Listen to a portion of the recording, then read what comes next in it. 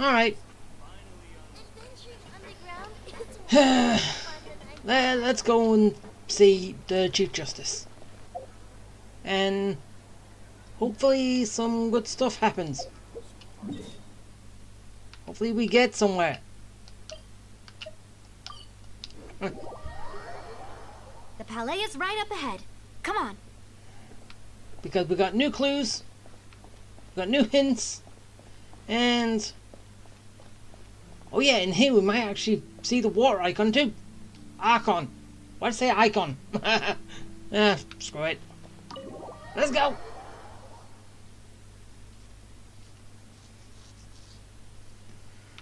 Alright, so that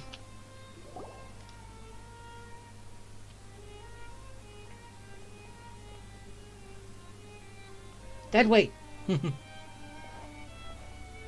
How do I know? Halt! Please state your business here. The Chief Justice is presently occupied with official matters. Ah. Huh. This place does look pretty heavily guarded.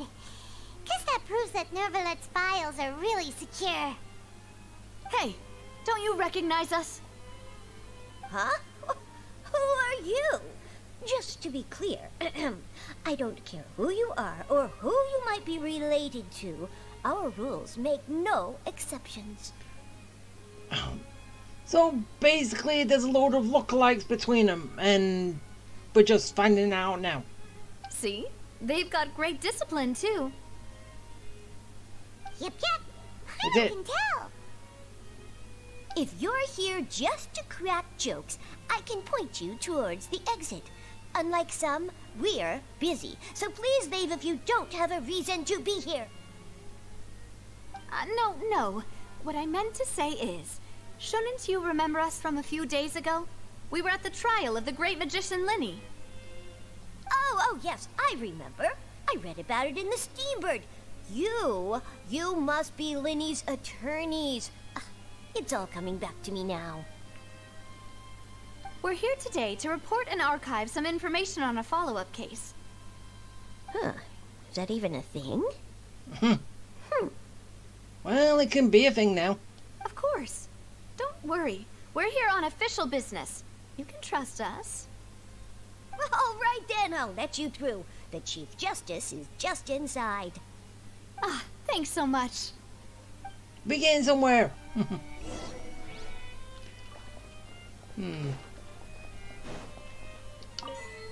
Hey, grab a book.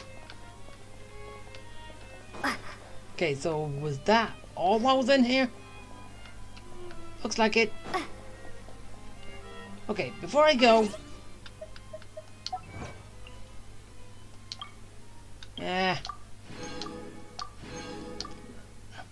Okay, do those. And those. Alright. I'm good.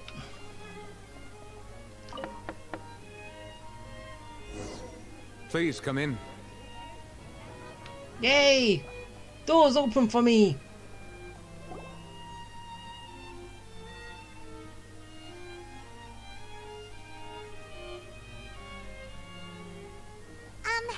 Sorry to barge in, Monsieur Nervalet. We only lied to get in because we didn't know any other way. You didn't have to tell them, Paimon. It's all right. Please let me know how I may be of assistance to you. So you're not mad at us? We're looking for a man called Vacher. He may have been an eyewitness in the serial disappearances case. If we can find him, we may be able to unearth some key information on the case. Ah, I see. In that case, please wait here a moment while I browse through the files.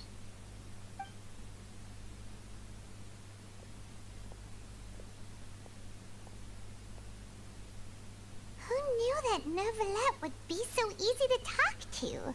Yeah, and he's a different person when he's up on... not in the judge's seat.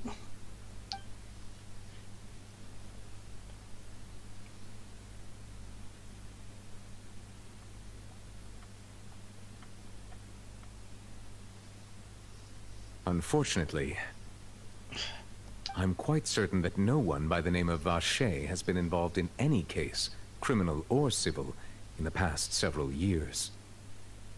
There are no records of him either in the files or in my memory. Traveler,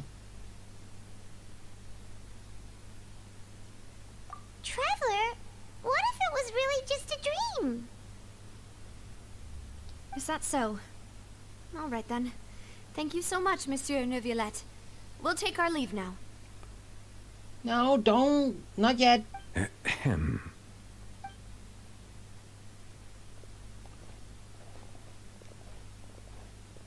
Miss Navia, I can understand how you feel. Your father, Callus, was a truly exceptional man. We deeply regret his passing. And what are you trying to say, Monsieur Neuvillette? Are you trying to console me? Extend your sympathy? Or just express some tendril of regret? No. You are not trying to do any of that. I can hear it in your voice. There's no emotion behind your words. You only said those things because you felt like you should. Yeah, that's not something you're supposed to do. It's just like last time. After my father took his place in the duelist ring, I pushed through the guards to talk to you as a last resort. You even told me then that you thought there was something fishy with the case, yet you still allowed the duel to go ahead. In your eyes, the value of a human life is nothing compared to those cold laws you hold so dear. If you truly regret my father's death, then why didn't you call a stop to the duel? Why didn't you give me the power to stop him from throwing his life away? Why did you just let him die, despised and hated by all?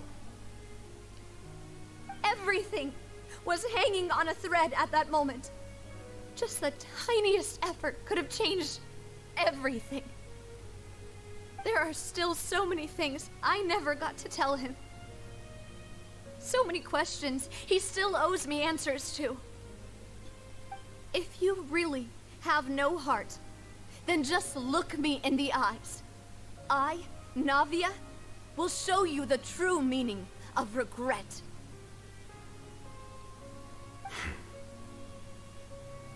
I'm sorry, Miss Navia. You and my father are truly alike. You keep all kinds of things in your heart and never say a word to anyone.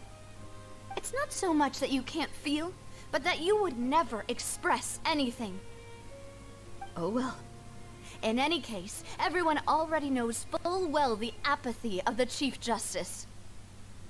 My apologies for taking my emotions out on you, Monsieur Chief Justice. Let's go, Traveler and Paimon.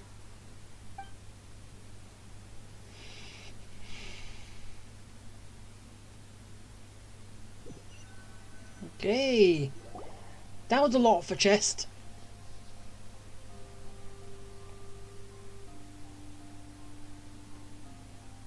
Navia, are you okay? Yeah, I was about to say that. I'm fine. Rain. It's raining. You're right. Wasn't it still sunny when we went into the building? And there shouldn't be any active trials today. How strange.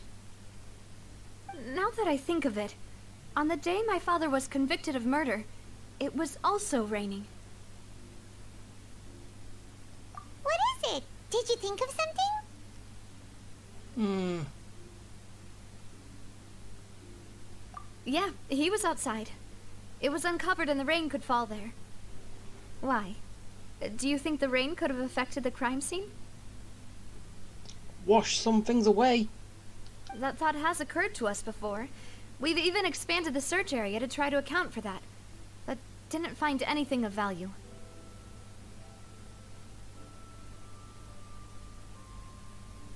Oh?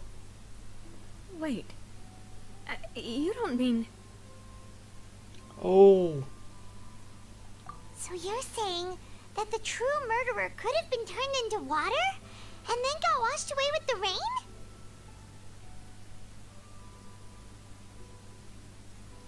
Yeah, possible. Yeah, and if that's what had happened, then no one would have believed your dad, even if he explained what he saw to the authorities. I really think I found a true genius for a partner. You're completely right. How did I not connect the dots earlier? Well, you didn't have any evidence that people could be dissolved into water. Now you do. All right, let's go to Poisson. With this new lead in mind, we'll get to the bottom of my father's case for sure.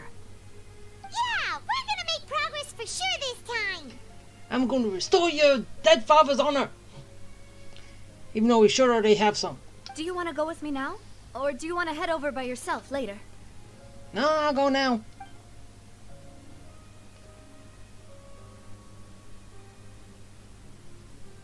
Great. Let's go then. All right.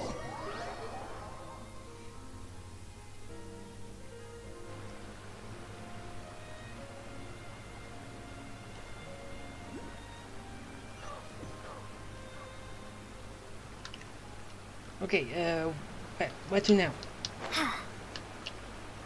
Down there. Okay, oh!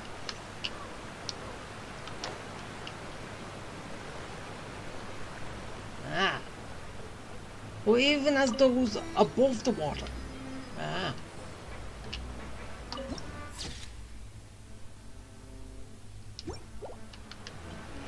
Alright. Whoa, what a huge ship! Why would a ship be anchored at a place like this? Good question. There's no need to be so surprised. While it may look like a ship, it's actually Spina di Rosula's headquarters. Oh! My father was the one who asked for it to be built like this. Perhaps our taste in exterior design is the only thing we occasionally had in common. A gigantic and glamorous ship embodies discovery, opportunity, ambition, and conquest. It symbolizes Spina di Rosula's bright and limitless future. And Paimon thought you were bluffing when you said Spina di Rosula had a glorious past. Paimon was confused why a group with such a history would live in the sewers. But now that Paimon has seen this ship for herself, she's been convinced. Well, Poisson is where Spina di Rosula began, after all. It's our main base, our home. Okay. That's good. Alright, move it over.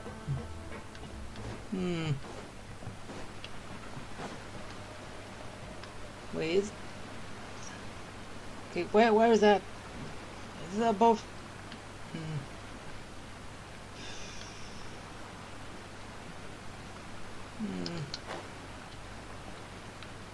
Wait, is that it? Nope. No, that's not it.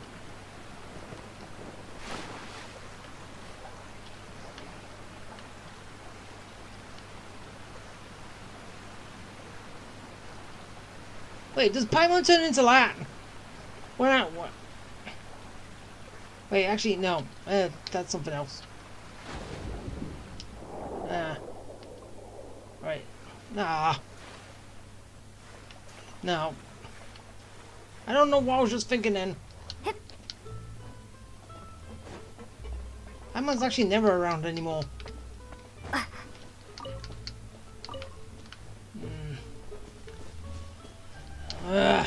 Right. Off I go. Up, up, up. To the top. To headquarters.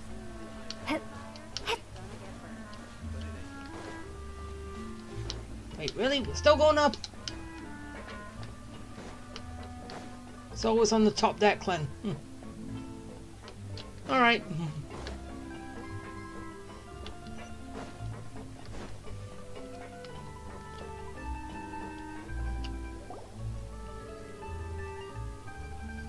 Melus, we're back! Apologies for the wait, demoiselle, and our most important partners. You said before that you still had some business at the court. What brings you back to Poisson so quickly? New evidence. About that. It's because my partner here reminded me of something really important. You see, what if my father's case had something to do with water from the primordial sea? You still remember, right, Malus? On that night, it was raining? Yes, the case was quite similar to that of Mr. Linney's. Both were what you'd call impossible murders. Could you tell us a bit more about what happened before? Yeah, of course. Many years ago, something called synth began to gain popularity in Poisson. At a glance, it was a kind of drink that could excite your mood and produce many pleasant hallucinations. Wait! Didn't that guard guy who turned into water also mention that the primordial water could be used to produce some kind of potion? Yes, he did. Considering what we know now, it's almost certain that synth is created using water from the primordial sea.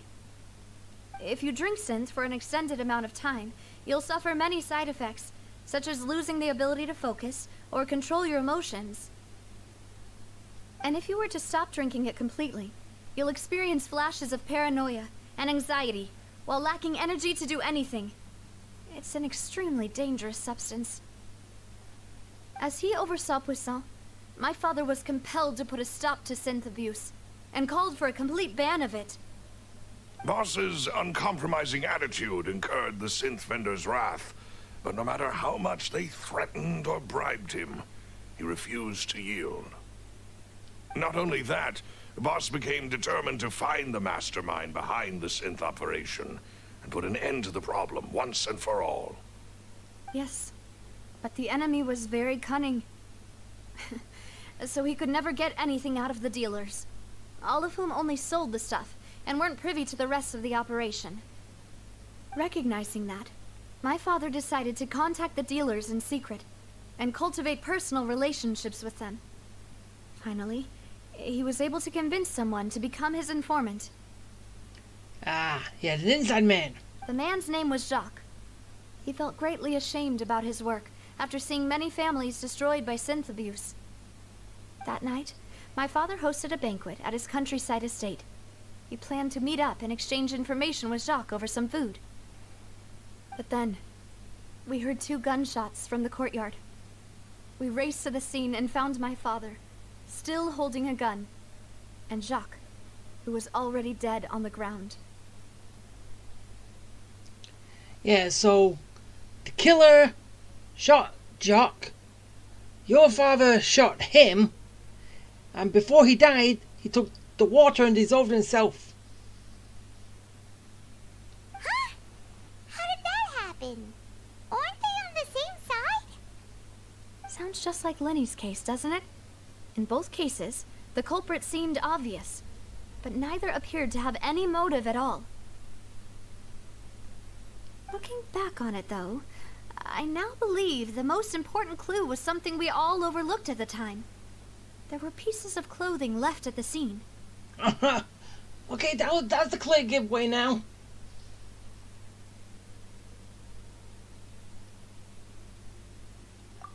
Precisely. It's all thanks to you that I made the connection now. Back then, we all just thought they were some costumes that Jacques used to disguise himself at the banquet. No. I told you. Not you figured out.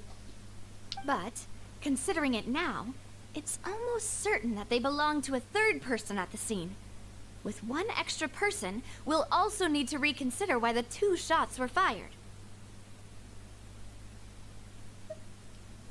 You're right. We still don't know what happened. But my intuition tells me that we're on the right track to figuring it all out. I'm finally headed towards the truth. And how long has it been? Jacques was an empathetic man who was infinitely remorseful for his past actions. It's unlikely that he turned on Boss with 0 warning. I think this third person is probably the key to the full truth. Yeah. On that note, however, he Even though this will not please you, demoiselle, as your and your father's butler, I must still offer a word of warning. Our opponent is insidious and cruel. They are extremely difficult to deal with, and Boss has already lost his life trying to bring them to justice.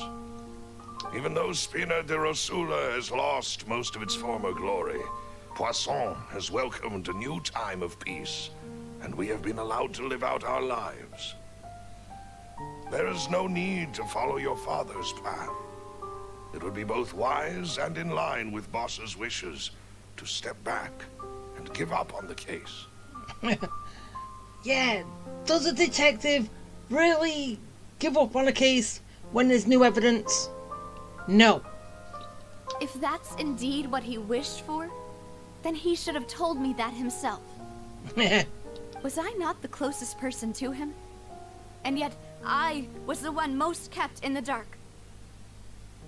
What was the point of him dying without sharing any of the secrets he knew? Did he manage to protect anything in the end? Synth is still here. Callus the Unfaithful is still his epithet. And Spina di Rosula is barely getting by. Nothing has changed. Did he think I'd just accept his meaningless death and live out my life just as meaninglessly? I've never accepted that, ever. Not since that day, and certainly not now. I want to find out the real answer for everyone's sake. For the missing girls, for the victims, and for myself. And your father's honor. Navia. This is indeed the best moment to act. Your partner appears to be quite reliable, and more importantly, demoiselle, I think you're also ready to take this on. So you do know something else, Maloose? Oh. He was hiding something. Yes, I do.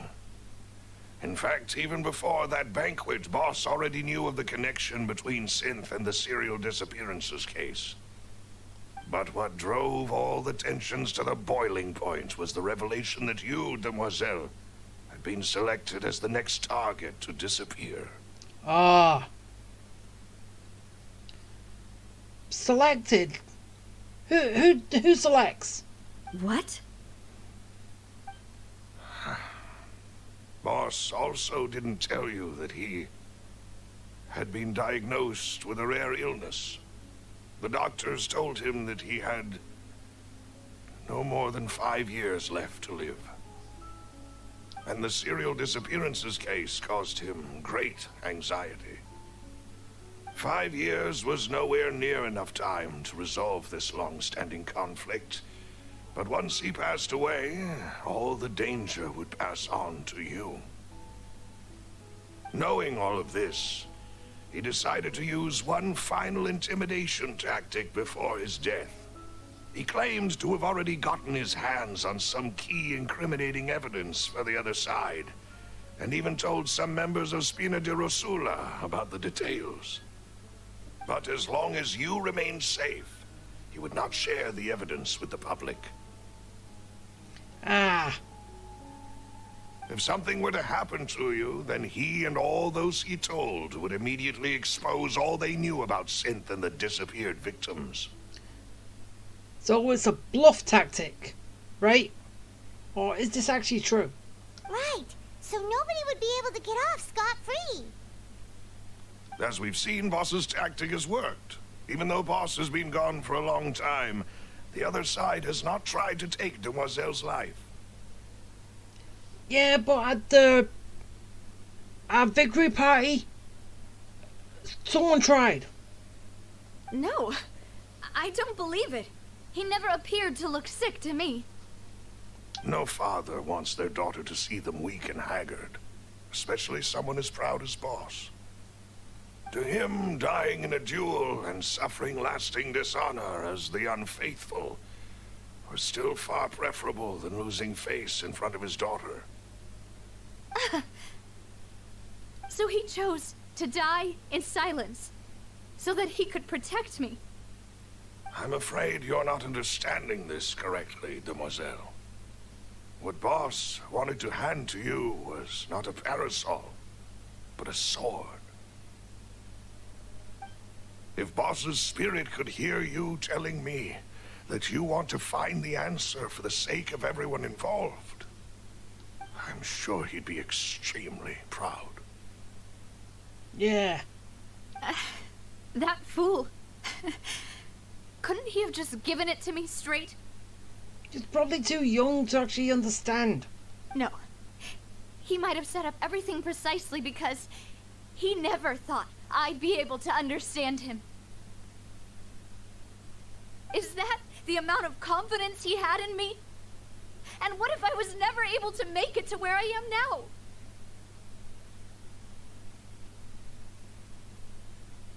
Yeah. I suppose that's true. With the way he'd set things up, if I had wanted, I could have just lived out my life without a care in the world. But thankfully, he rarely talked to me about complex matters, and thus understood little of me as a person. In this case, he really didn't need to give me an easy way out. Huh. Malus, what was the key evidence that he shared with you? It's the location where synth is produced. Essentially, it's the enemy's headquarters. Oh, so he did have something. I thought it was a bluff. When he was threatening the enemy, Boss didn't share the specifics of the incriminating evidence he found. But if you want to use it against the enemy, you'll still have to take several things into consideration. And those are... Why? If we know where the place is, can't we just go storming in? We could, but with no evidence. We'll be arrested. You mustn't forget that we're fighting against a mysterious and dangerous organization that's been in operation for decades. There's no telling what might be lying in wait at their headquarters.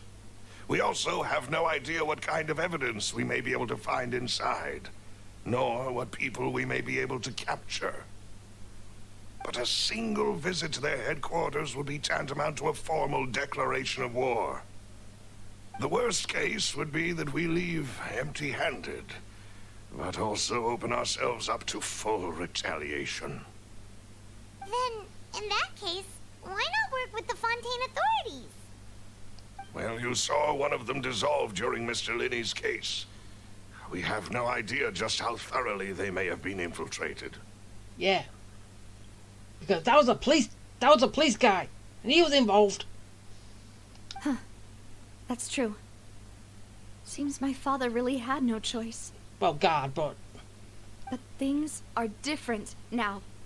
It should be a lot easier to prove the other side's guilt, now that we've connected Synth with the disappearances case. You sound like you've put a lot of thought into this, Malus. I am the butler, after all. I live but to serve the boss and Demoiselle's will. I've always been willing to take on any kind of risk for your sake. But considering my relative lack of ability, I've spent my time keeping secrets, performing basic investigations, and waiting for the right time to come. Thank you for all of that, Malus. Have you discovered anything new in the past few years? Let me think. One conclusion I came to was that the enemy must be quite familiar with Spina di Rosula, or at least have an informant planted here. Ah. When I announced orders to the organization's members on Demoiselle's behalf, I used to deliberately keep a few people in the dark and observe the reactions of the synth vendors. If the vendors didn't change their plans, then the individuals informed of our orders must be innocent. If the vendors packed up and fled, however, then someone must have given them the news. And did they? After several rounds of testing and investigative tracing, I've narrowed the suspect list down to 3 people. Ooh. The first is Florent, Spina di Rosula's senior advisor. Huh? Florent? Yes, surprising, isn't it? He was one of the people Boss trusted the most. which also means that he was someone who understood Boss really well. So basically, a good mole. Thanks to his position within Boss's innermost circle, he always knew our upcoming plans and could thus avoid capture this whole time. There's someone else like him too. Marcel, the head of Confrérie of Cabrières. So it's always the heads. Which, yeah, because then you suspect them less. Because they're higher up. Uncle Marcel. It's a guild in Poisson. Boss helped it to grow to its current size and prominence. In the beginning, they were only reselling some daily goods, but now they're one of the richest guilds around, with a lot of business connections in the city. So, they're like a sister organization of Spina di Rosula? Yes, you can say that. When we were fighting against the synth dealers, they provided us with plenty of support. It's a bit difficult to imagine someone using their own money to hunt down themselves.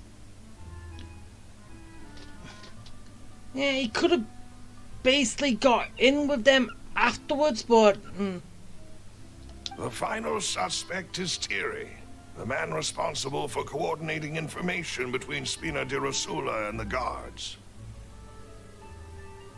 Although the guards mostly leave us to our own devices, there are still many activities we have to report to the local authorities. Since Thierry is always in the know about our current activities, he could theoretically always plan one step ahead. I see.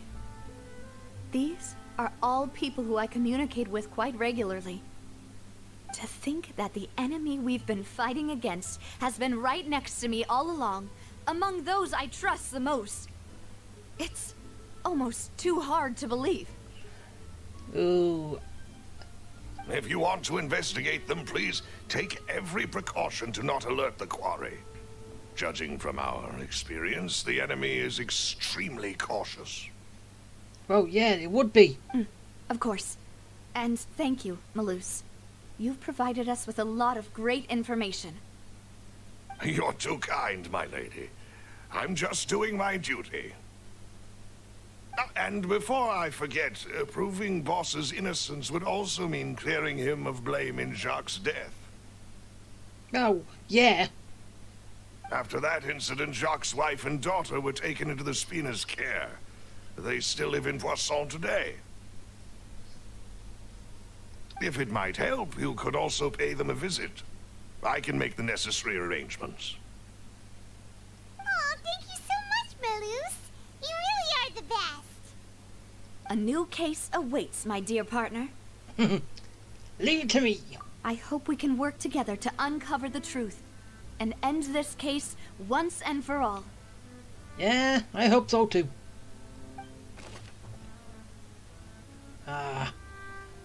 So how much of Ace Attorney am I gonna have to do?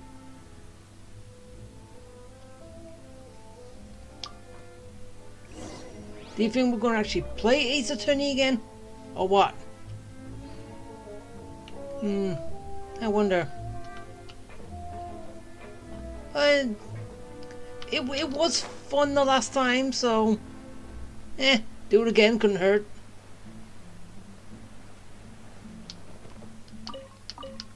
Right, give me that.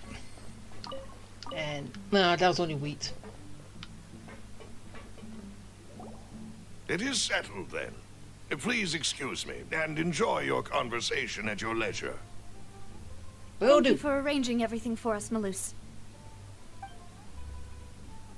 Excuse me, miss.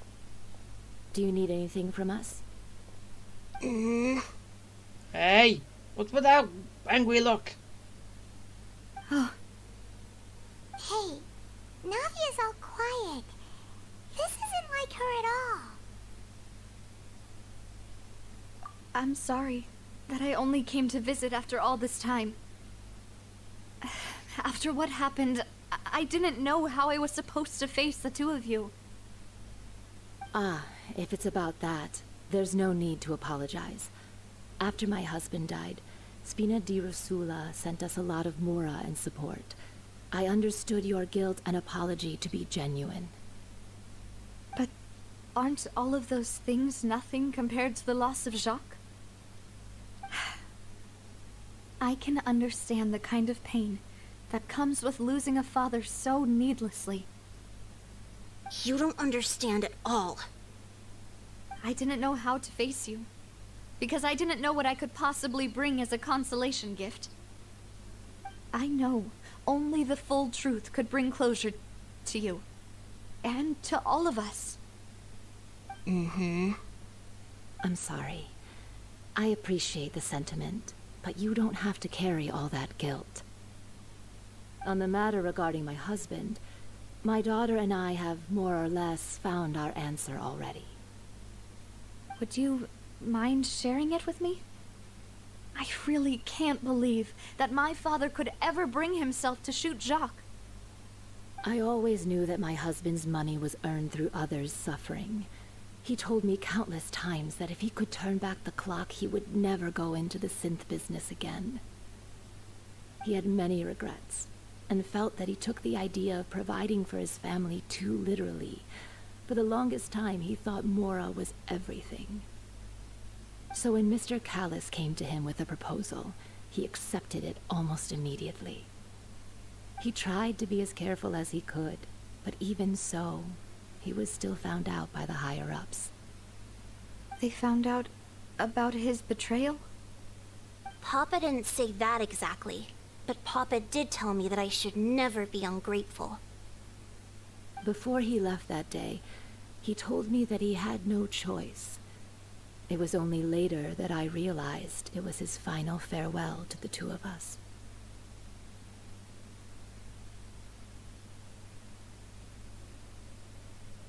I don't know that for sure, but you could say that's the conclusion I eventually came to. Which is why I'm the one who should feel guilty. Callis had always taken great care of us, both when he was still alive and after he passed away. Even if he fired the shot that killed my husband, it was likely in self-defense. It is impossible for me to hate him for what he had done. But Mama, why is Papa still the bad guy if he did the right thing? Papa always wanted to be a good man, so why did he have to do a bad thing in the end? Pressure. It gets to everybody. Well, things aren't always as they seem. You still feel like your papa was a good man, right? Yeah, Papa was a really good man. The best in the whole world. Then you should hold on to that. If a good man had to do a bad thing, then he must have had his reasons. Regardless of whether he left you a parasol or a sword, he must have done so to give you a better life. Oh.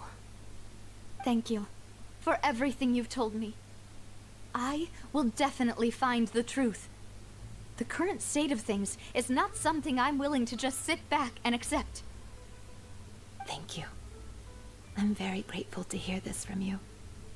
Even though your personality is quite different from your father's, your determination when you speak is really similar. Well, yeah, family. You really think so? That's the first time anyone said that to me.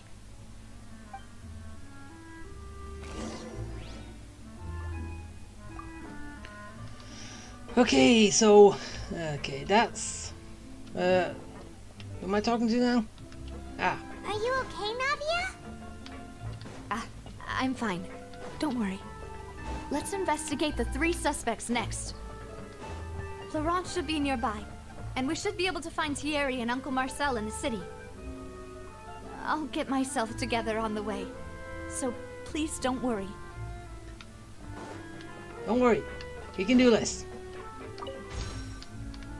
Oh, just more.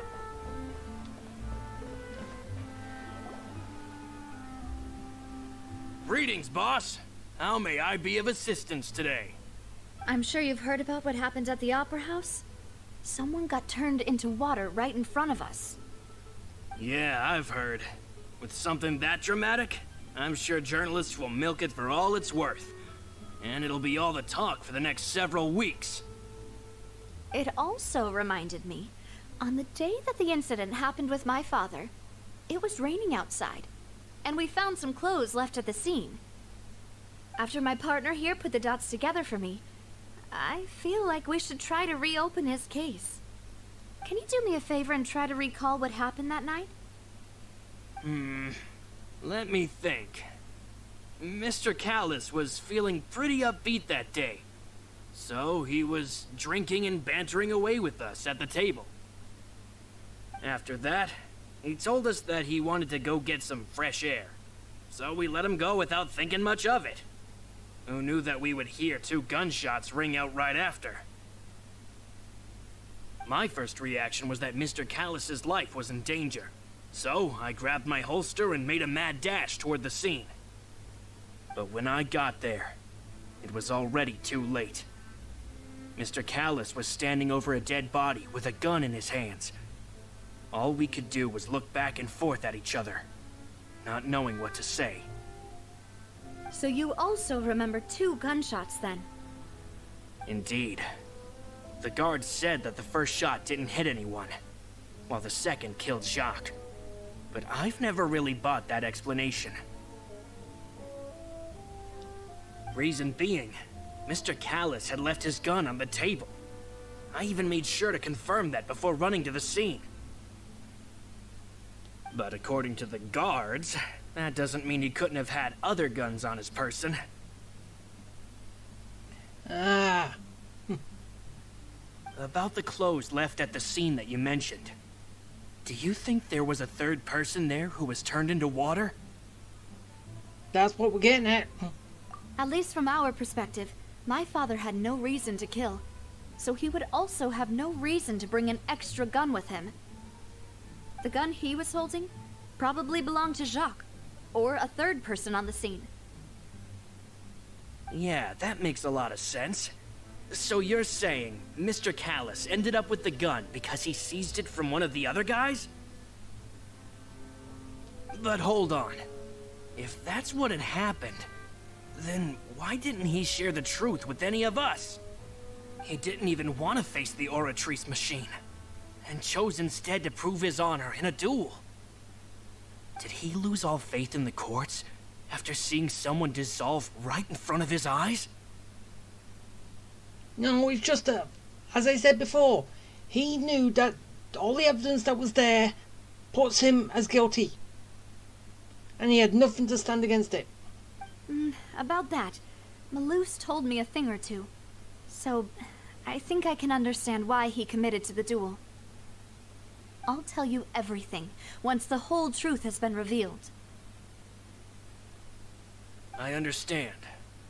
Then I'll leave Mr. Callis's honor in your hands, boss. And if I may just say one more thing. The whole Callis the Unfaithful epithet has been a thorn in my side since the day it was invented.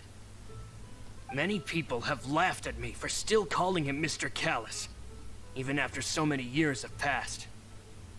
But it was Mr. Callis's trust that allowed me to rise through the ranks of Spina di Rosula and live the life I lead today. No matter what others might say, he'll always be the man I respect the most. And he'll always be my boss. Don't worry. I will definitely find the truth. You and all our other comrades at the Spina deserve to know the truth as well. Yeah. And we will get to it.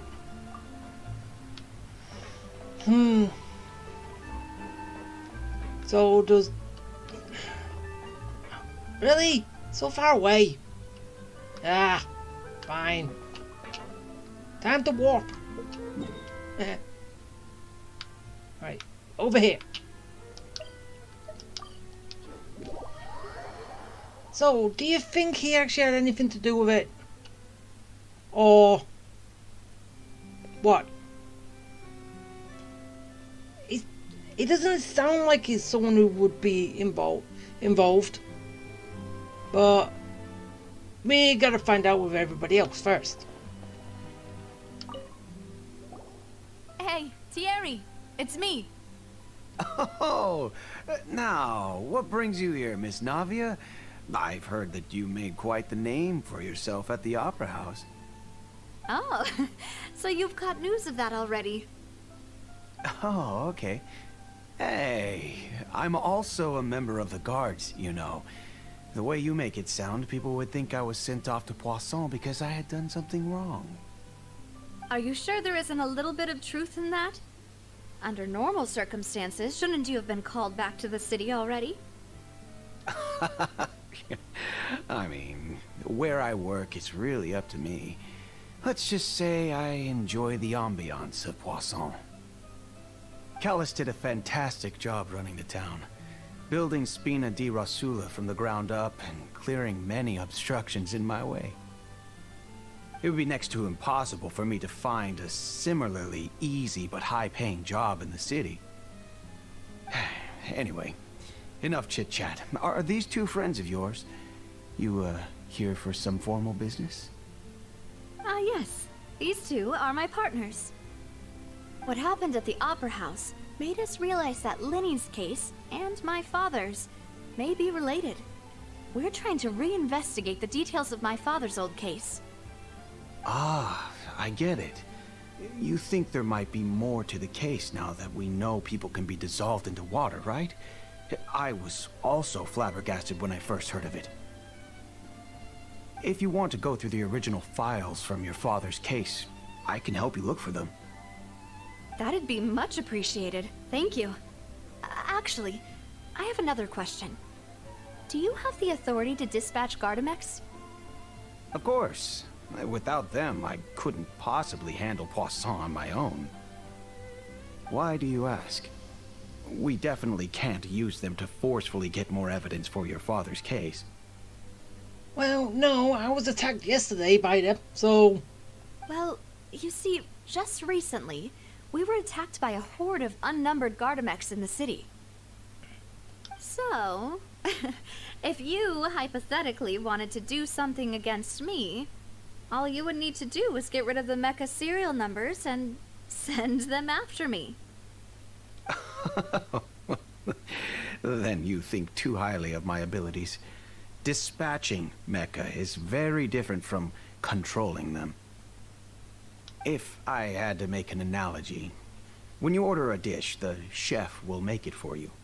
You can ask the chef to cook, but not to massage your shoulders or carry your baggage.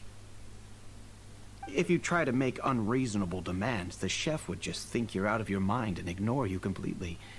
The same goes for me and my Gardamex. Removing a serial number is also not as easy as you might think.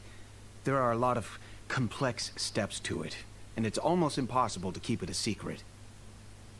So I can promise you, those mecha were definitely private units.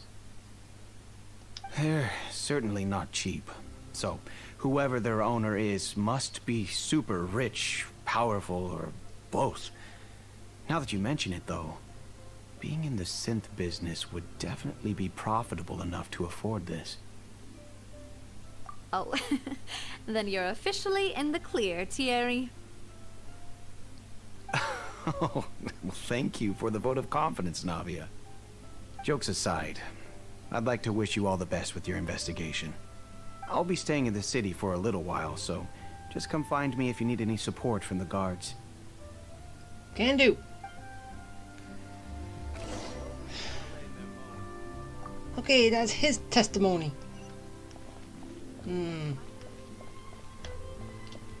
What now? What next? Whee! Yeah. How would that have gone? Would I've died? You're diving into something that you can stand up in.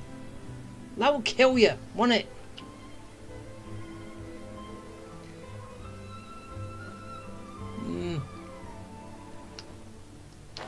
Sometimes I think this game is kind of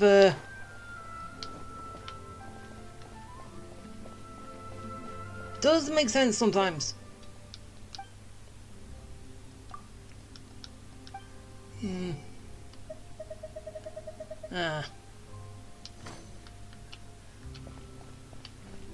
Okay, and last person. Hello. How may I help you? I'm here to see Marcel. Could you please let him know? You can just say Navia's looking for him. Sure. I will let him know right away.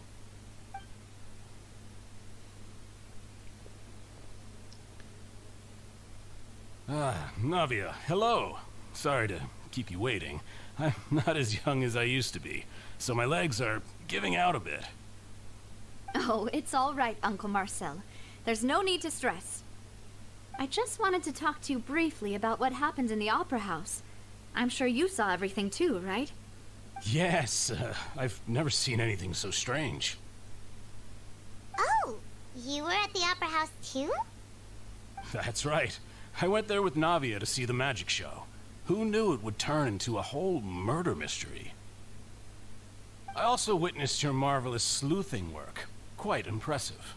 To beat the Hydro Archon at her own game on her own turf, I can already imagine everyone in Fontaine discussing your exploits over a few glasses of wine. Oh, Paimon doesn't want to become the talk of drunkards. Apologies. It's just how Fontaine is as a nation. Everyone loves drama and theatrics. I bet. Uncle Marcel, you've also noticed that other thing, right? The fact that humans can dissolve in water? Yes. I was reminded of your father's case right away. Is that what you're investigating now? Exactly. I still don't have much solid proof, but I can sense that the other side has already begun to act. Oh, and what makes you say that? We were attacked on Araneus by some unnumbered Gardamex. And there was also an attempt to get me to drink water from the primordial sea. If not for the vigilance of my partner, I probably wouldn't even be here talking to you right now. Oh, you're giving us too much credit. Wasn't it you who protected us? Alas, it seems things are heating up again. The peace that Callus sought so dearly will soon become a thing of the past. But rest assured, Navia, Poisson will always remain a safe haven for you. If you're scared, you can always return there. If anyone dares to lay their hands on you there, the Confrérie of Cabrières will use its funds to the last Mora to bring them to justice. Thank you, Uncle Marcel. But I don't intend to go into hiding. I'm going to strike while the iron's hot. Do you have any new thoughts on my father's case? About that. Sorry, my age is catching up with me, so it'll take me a while to recall my memory. The Confrérie was responsible for that banquet, so I was out and about the whole time making sure things were running smoothly. I didn't even have the time to drink with the guests. Then I heard the sound of a gunshot, and the rest was history. Oh, it's okay. No need to push yourself. We'll ask around some more. See if there are any valuable clues elsewhere. He said a gunshot, not two. Is that a clue? Sounds good. Just let me know if you ever need Mora. All my wealth comes from Callus's patronage and support. I'll spend however much it takes to clear his name.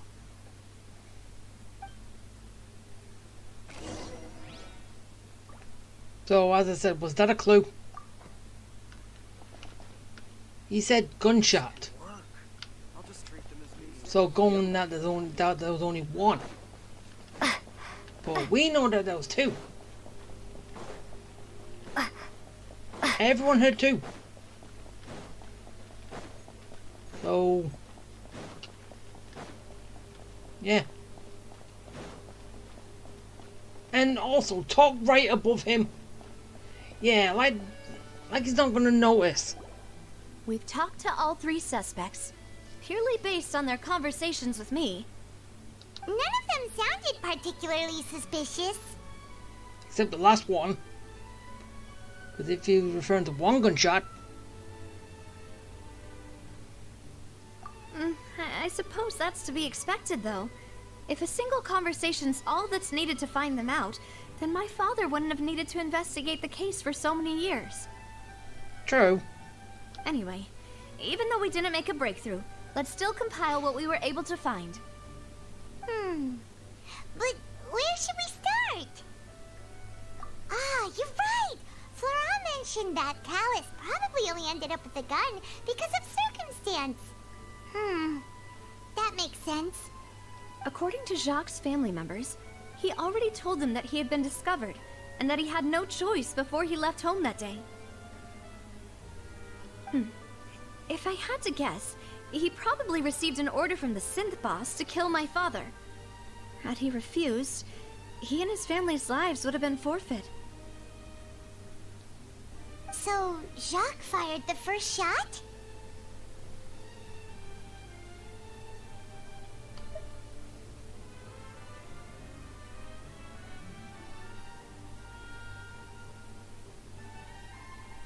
Oh?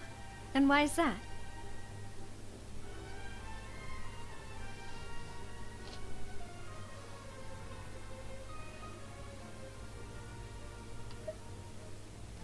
Oh, that's a good point. Jacques probably already knew that he was just being used as a tool for murder. And once he had completed his mission, he'd be of no more use to his boss. Yeah. So, what would make more sense from his perspective would be to turn his back on the Order and seek protection from my father.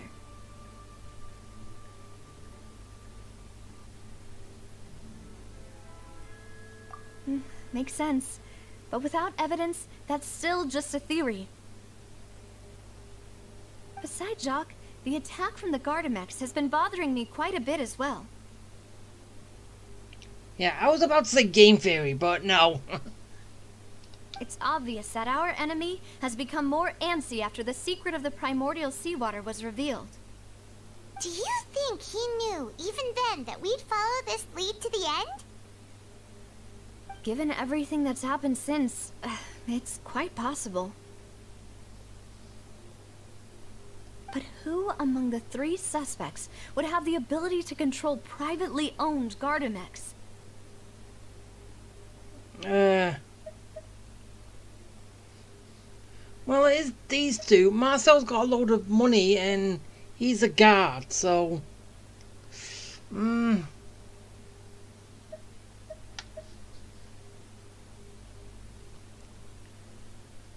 Uncle Marcel? My father did really trust him. And they worked together on a large number of projects. Maybe that's how he got to know Jacques. And with funds from the Confrérie, he could also afford a large number of Gardamex. It's still really hard for me to imagine, though. After all, Uncle Marcel has been around since I was just a child. Also, wouldn't this mean he has been spending a whole lot of mora and energy to fight his own synth business?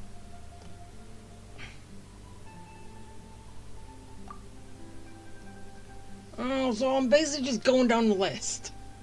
Okay. More likely him then. Because I would say Marcel, but... Florent? It is true that he was closest to my father, and thus had the best chance of learning about his dealings with Jacques. But, as Spina di Rosula's advisor, his work mostly deals with personnel and security, so he shouldn't have much means when it comes to finances. So you're saying he's too broke to afford a mecha army? Exactly. He can't. And even if he could, I don't think he would be able to dispatch a whole group so quickly. So it all comes back to Lagarde. Thierry, you say? Huh. It is possible that he's figured out a way to convert the Gardamex for personal use. But I didn't feel like he was lying when he was talking to us about the mecha. I also don't think he'd be able to keep that kind of tampering under wraps. Yeah. Had he actually tampered with the mecha, we'd be able to prove it with a simple check of the guard's inventory. If the mecha were taken from the guards, it should be pretty easy to find out when and how that happened. Yeah, because a lot of them were destroyed. Who could it be?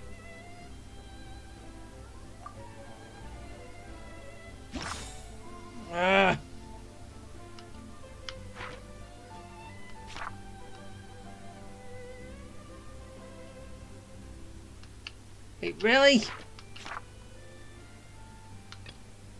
Ah, no.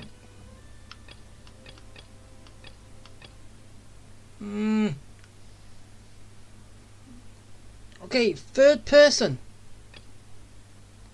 We haven't found him yet.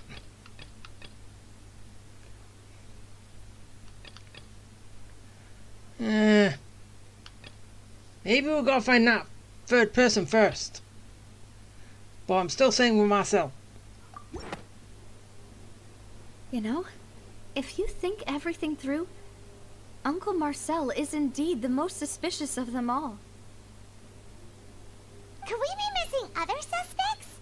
Malus didn't know about the people turning into water thing when he narrowed it down to these three, did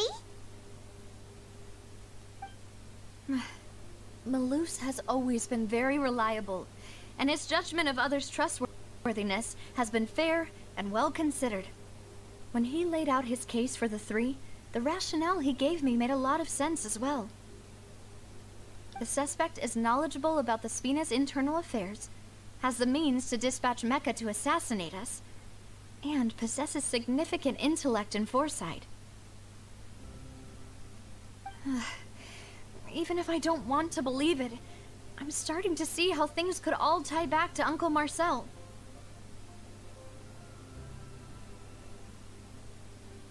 Well, we still have another trump card on top of all the theorizing and speculating. Yes, Malus did say that charging straight in there would be extremely risky, but we don't have any other options right now. We need far more solid proof before we can hope to go charging in on our enemy. Navia, here you are. Oh, I've been looking for you. Huh? Aren't you the guy from the guards? Did something happen? Yeah. News came from Irenaeus just after you left. We've got another trial on our hands. Wasn't that place built specifically for holding trials? What's so newsworthy about this one? I know. But they said the person they're putting on trial is a F2P harbinger called Tartaglia. Why? What the hell? Child, what did you do? What did you do, child? What? Is that someone you know? Yeah, we've run into him a few times. Yeah, we know him. Maybe even a little too well. Well, he's been accused of being the true culprit behind the serial disappearances case. It's absurd, don't you think? Well, yeah. Because he just got into town not recently. Wait, how? None of our investigations have had anything to do with him. That's what I thought was strange about it, so I came to tell you the news right away. If the charge against him stands, then it'll be next to impossible to get the guards to support any of our planned investigations. Right, because they'll think they've already found the culprit. Yeah, this is a smokescreen. Yeah, and it'll be a lot harder then to clear Mr. Callus's name. I understand. Well, partner, what do you think we should do? We still haven't found any conclusive evidence.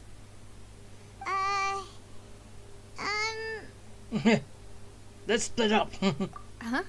Split up? What do you mean?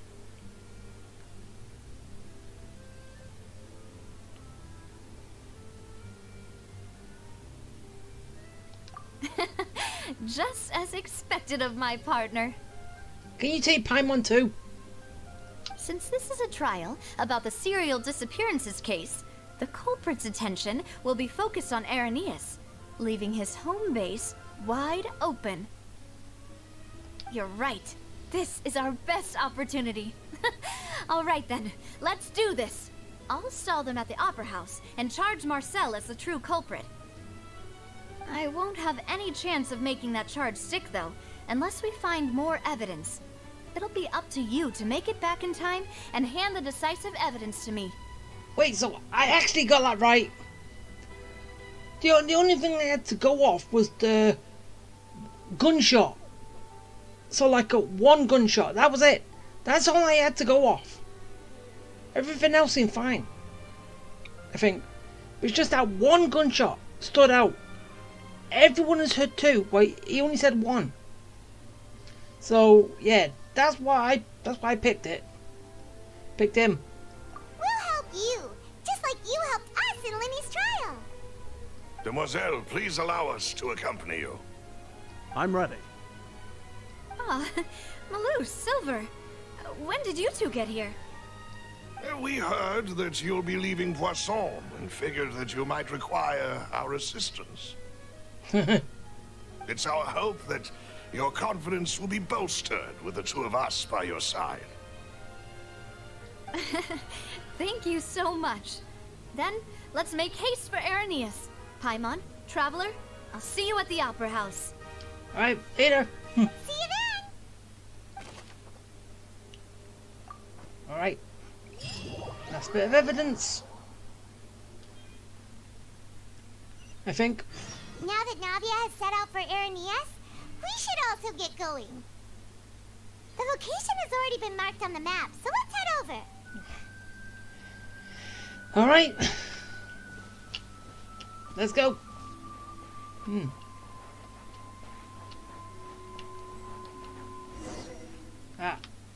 So. According to Malusa's info, the synth production base is underwater. Let's go and try to find the entrance. Alright. Let's go. I already know how to swim.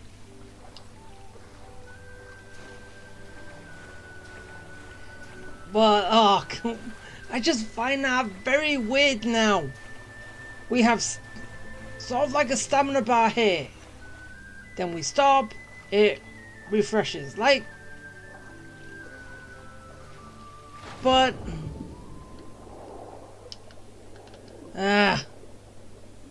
so much. It just makes everything confusing a little bit. It's hard to get those. Because up until now, we've had to deal with the fact that we've had to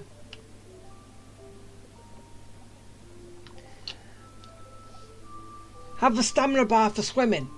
So we couldn't swim long distances. Now we can, just because we can go underwater. And we can breathe forever. So, yeah. Gimme that. Wait. Finally found it. Huh. So this is the entrance that leads to the synth production base. It How sure can... doesn't seem out of the ordinary at all. How are you talking underwater?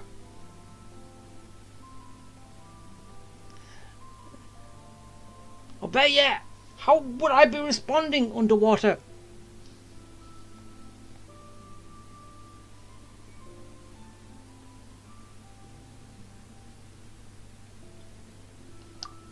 You're right. An important place like this is bound to have a ton of protective measures and mechanisms. Navia's probably arguing up a storm right now to stall for us.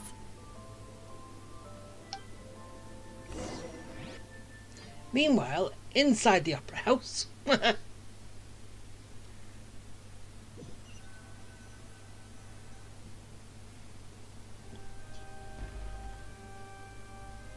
It would appear that I must repeat my question again, Mr. Tartaglia.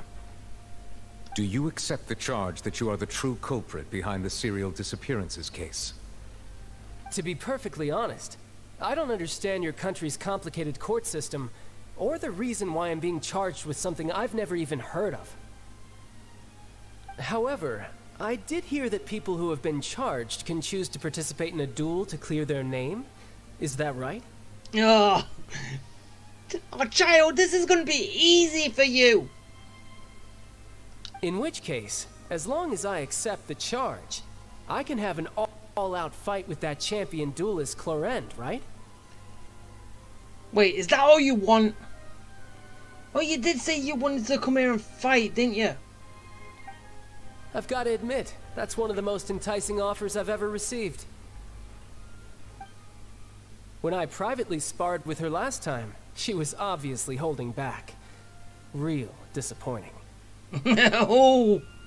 Hey! Don't you understand? You're currently the prime suspect for a major case. This isn't the place for you to be looking for fights. Hey, you don't know him. He looks for fights everywhere he goes. Oh? Sounds like the Hydro Archon wants to lecture me on the ways of the Opera House. Then why don't you duel me too? I'm the kind of student that learns best in the heat of battle. Wait. He's gonna fight two at once. No. That's not what I meant. Alas, it would appear that communication with the defendant is going poorly, and we have made very little progress. Well, yeah. In that case, let me explain everything from the very beginning again. The goal of this trial is to determine the culprit behind the serial disappearances case. That case had nothing to do with him. You've got the wrong man. Huh? What's going on? Why is she interjecting again? Because she tells the truth. I told you it couldn't be one of the F2P harbingers. Miss Navia, this is the second time you've interrupted the court proceedings. I only tolerated your behavior last time because you were able to provide the court with a key eyewitness.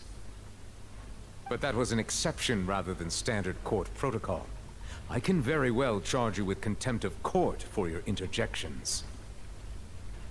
Oh, please. Did you ever think I had any respect for this place's pointless theatrics? I don't care about your rules. I care about the truth. We can put that discussion aside for now. I'm not here to argue with you. I'm here to charge the true culprit behind the serial disappearances case. And if my charges prove true, then Tartaglia here will be proven innocent by default, correct? Oh, a young lady has charged in and offered to clear my name. How fascinating. Well, I'd gotten half bored to death by all these rules and procedures anyway. So I'll take you up on that offer. Oh, you don't get to fight. So, Your Honor, is there nothing else for me to do now? You may take a seat for now in the audience, but that doesn't mean the suspicions against you have been lifted. Why does the accused get to sit in the audience? Now then, Miss Navia, who is the person you would like to charge instead? That person is... Marcel.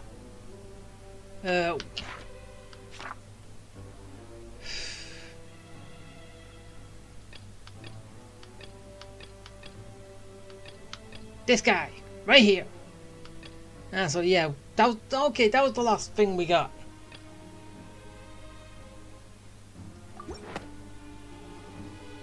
Marcel, the head of Confrérie of Cabrières. Huh? What Confrérie? Never heard of them in my life. I've heard of them, but weren't they Spina di Rosula's sister organization? Oh, is this going to be a friends to enemies type situation? Please let me remind you, Miss Navia, that charging someone is an incredibly serious matter. Committing to the charge also means taking on the legal responsibilities associated with it. And if the charge fails, depending on the circumstances, you may also be charged with the crime of making a false accusation. Knowing this, do you still wish to charge this man? Okay, so did the Hydro Archon get accused for putting up a wrong man as a suspect in that first case? No, I bet she wasn't. Yes, I do. In that case, I declare the charge to be valid. Miss Navia and attorneys, please take your places on the court. Members of the guards, please contact Mr. Marcel right away so that he may stand trial.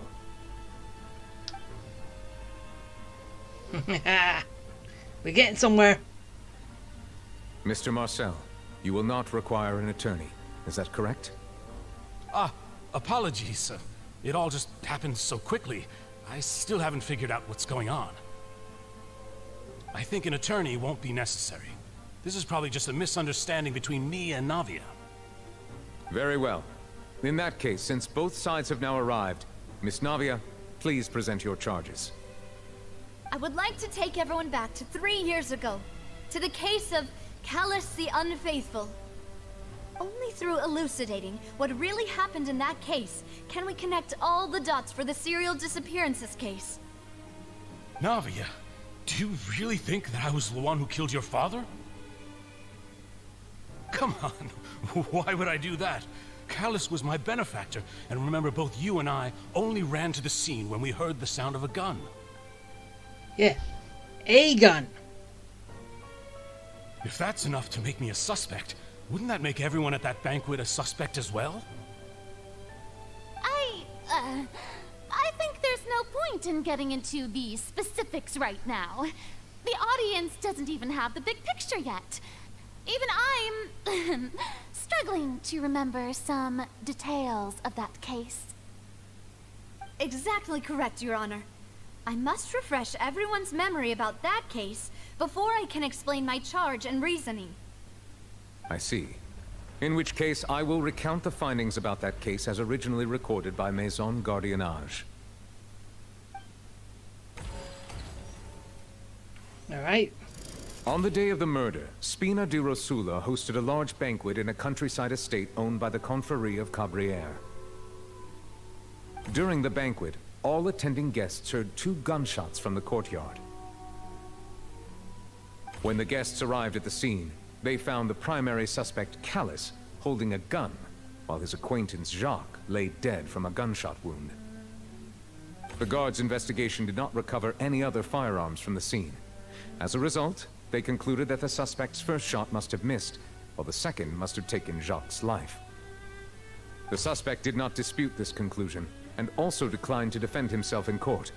Instead, he chose to prove his innocence through a duel. Callus was defeated by champion duelist Clarand in the ensuing duel, and soon succumbed to the injuries. These are the known facts about the case. The one with the motive to kill was Jacques, not my father. And even so, Jacques still had no reason to pull the trigger. In truth, the third person shot Jacques first, and was shot in turn by my father when my father seized the gun from him. After that, the true culprit turned the third person into water, erasing all traces of him from the scene. Thank you for the summary, Your Honor. Of course, the guard's conclusion appeared quite sensible to us at the time. However, we should revisit the case now that we've gained new information about the abilities of water from the primordial sea.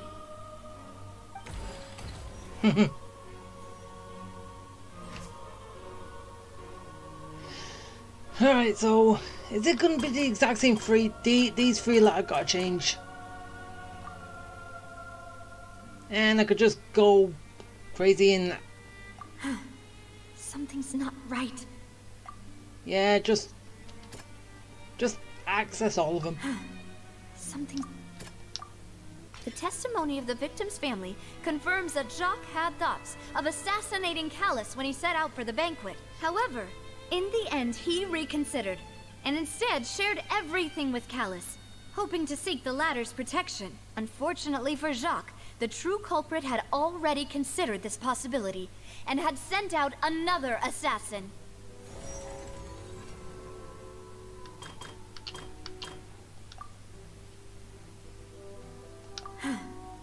Nope. Nope. This assassin first shot Jacques, then turned to shoot Callus, only for Callus to wrestle the gun from him and kill him instead. And this one is that. A pile of clothing was found at the scene. The guards once believed they were used by Jacques as a costume to disguise himself. But now, it is clear that the clothes were proof that there was a third person at the scene, and that they were turned into water after committing the murder. Since it was raining that day, the culprit was confident that they could use the rain to wash away all traces of their dissolved accomplice. Realizing this, the true culprit caused the hired assassin to dissolve into water, leading everyone to believe Callus was responsible for Jacques' murder. This is the true version of events.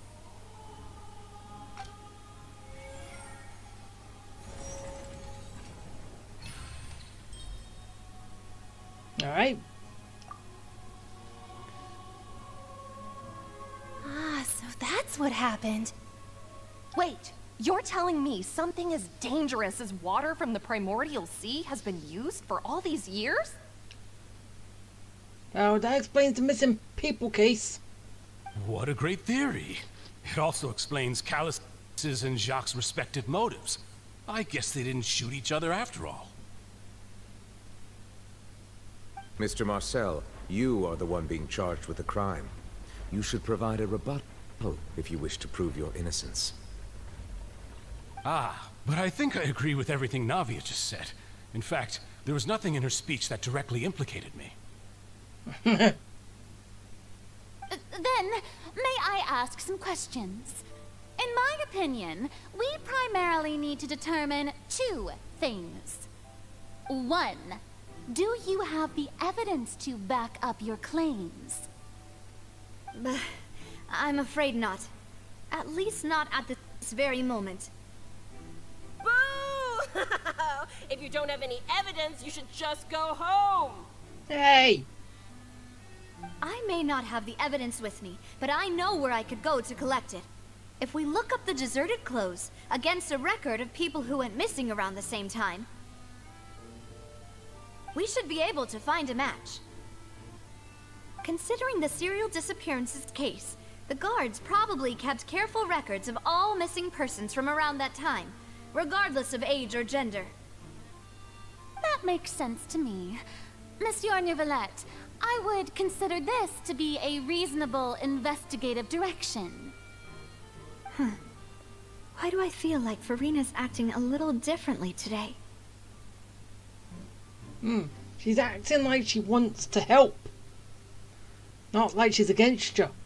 Maybe she's scared of embarrassing herself again? Well, yeah, we've already done that once. Alternatively, she's become more diligent after charging an innocent citizen in the last trial. My second question has to do with the ensuing duel. If the truth is indeed as you described, then why didn't Mr. Callus explain himself in court? If he had testified that a person had been dissolved, he could have at least mounted a defense. I thought about this too, and the answer is actually pretty simple. He felt there were things that were more important to him. The dissolving power of water from the primordial sea is an important secret for the true culprit of the serial disappearances case. My father could have exposed it for all to see, but he chose to take it to the grave. At that time, Spina di Rosula was in dire straits, and his reputation had already been shattered. He had no guarantee that going forward with the truth would allow the culprit to be brought to justice. What was certain, however, was that it would paint a gigantic target on my back. Boss once told me that Demoiselle had already been selected as the next target of the serial disappearances case. What? If the secret had gotten out, the culprit would have fought an all-out war with Espina right there and then. I wouldn't have been the only one in danger. All of us would have stood to lose our lives. Of course, the guards might eventually figure out the truth of the matter and determine that we were in the right. But what good would that do? How can a hollow verdict protect anyone? Had this opera house ever given my father any kind of confidence in its brand of justice, Spina di Rosula would have had no reason to exist. But by staying silent, we retain the ability to deter our opponents and continue the stalemate. I was able to become Spina di Rosula's president, which made me harder to target, as well as giving me more time to grow and learn. And once I have figured out the truth and stepped up to the challenge, I will do what this opera house cannot, and restore my father's truth and honor back to him. So, you mean to say, your father intended to die in the duelist's ring? Yes. That's right. Do you have any proof? Of course. All you need is to ask his opponent, Clorand. I don't need your apology, your guilt, or your support from the shadows. You don't have to do anything for my sake. But since he entrusted his will to you, Clorand, you should tell us the truth about his sacrifice. So, during the duel, did you believe that Callus was intending to die? Yes, I did. As a champion duelist, I've fought many battles and taken a countless number of dishonored lives. In my line of work, I've seen all kinds of people give their all for the faintest hope to continue living. Some were determined, others passionate, and some even manic and twisted. Just one look and I can tell if a duelist is hoping to live or if they're looking to die. I hereby swear on my name and honor as a champion duelist that Mr. Callus never intended to leave the ring alive. Since that's your testimony, I have no more questions. It appears there really are good grounds to reopen this case. I concur. However, Miss Navia, you still have not explained the link between your father's case and the serial disappearances case. Right? What she said was fascinating, but kind of beside the point. Wait, weren't they just talking about the serial disappearances case? Of course, Your Honor. The two cases are connected via a matter of timing. In my father's case, the culprit intended to kill both Jacques and Callus. As a result, they planned to act after hearing 2 gunshots. And, at the end of Linny's trial, the culprit also only dissolved the victim in front of everyone because they realized they were at risk of being identified. The culprit could only time their actions so precisely if they were already at the scene. Coincidentally, Marcel attended both the banquet and the trial. So that's why you suspected me. Even after hearing your reasoning, I still can't help but find it a little preposterous. As I said, that's not why I said him. I'm used to it, though. You've always been an impulsive and sentimental child, Navia. It's one of your most endearing traits. No need to appeal to pathos. I won't try to refute your points one by one, but even if everything you just said was true, can you prove that I was the only person present at both events? On top of that, does a person have to be physically present to control the timing? Can't someone remotely monitor the place? Oof. Don't know what she can say to that. Oh, it didn't go straight to half, as it not, as it used to. In the other case. I know that even with that, you might still think you can reduce the list of suspects with some further investigations, until I'm the only one left on the list.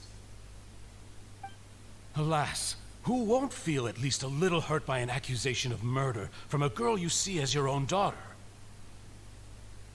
But if I were to dismiss this completely, you'd also think I'm not being considerate of your feelings. Ah well, let Uncle Marcel teach you another lesson. Do you know what the biggest flaw in your reasoning is? I suppose you're gonna tell me anyways. It's timing again. I'm a businessman by trade. From that standpoint, there's no reason for me to kidnap young women. It's a high-risk action with nothing to gain. In addition, I left my home in Snezhnaya when I was young to come to Poisson and work in some trade. My business only thrived when I received Callus's patronage. But the disappearances began before I ever stepped foot in Fontaine. I do apologize, demoiselle. This was my mistake. No, it's not your fault. I'm sure he had come prepared. Is there anything else you'd like to say? Would you like to check the date of my first business license against the first known case of the serial disappearances? You can also take a look at my border entry records, or ask my friends and family when I left Snezhnaya for the first time. Could those records and testimonies do something to appease the unspeakable anguish in your heart? Seems like she got the wrong guy. Oh, she hasn't got the wrong guy. At this rate, Navia will be convicted for falsely accusing him. I think you've done a superb job of dissecting your father's feelings as he neared the end of his life. But aren't you going against all of his wishes and expectations right now? He wished for you to become more rational, collected, and conscientious, instead of dwelling only on your own feelings. Once you've learned to be more considerate of others' feelings, and to stop rushing headlong into things, you'd have met most of his expectations. This isn't just about me, and it never has been. The biggest difference between me and the rest of the victims is that I still have the ability to search for the truth, while that same agency has long been taken from them. The people whose families were destroyed by synth abuse, the people who lost their loved ones to the serial disappearances, and the people who suffered tragic ends due to their sense of justice. Many people's images are flashing before my eyes. I'm sure some are coming to those of you in the audience as well. And whose image do you see, Marcel? Is it a man named Vacher? Huh. Ooh, he reacted. Oh, so you do know that name. I'm merely surprised you'd suddenly say the name of someone I've never even heard of. Yeah. I was waiting for you to say that.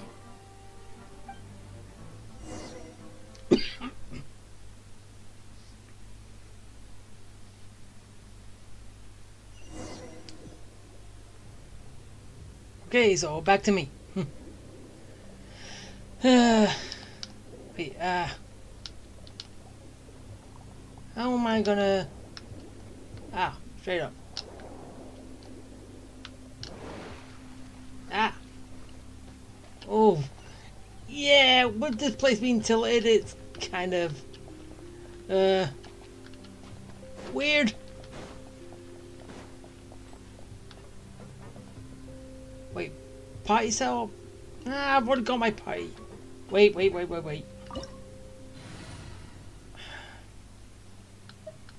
Because I haven't been able to level her up as much as I would like.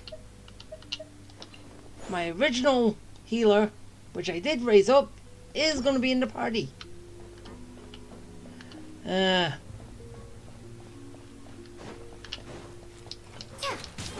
Wait. Wait. Oh, I probably did the wrong thing. Too.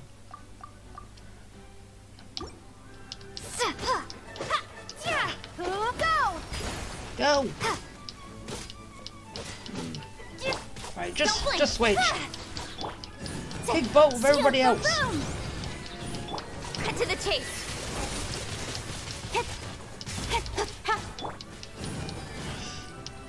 Yeah, even though Lee's not being that threatening, Inadmissible evidence. it's kind of disappointing.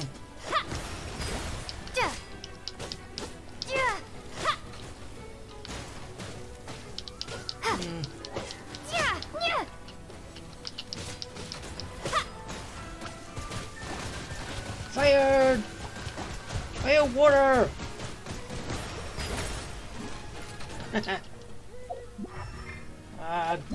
Just gonna keep...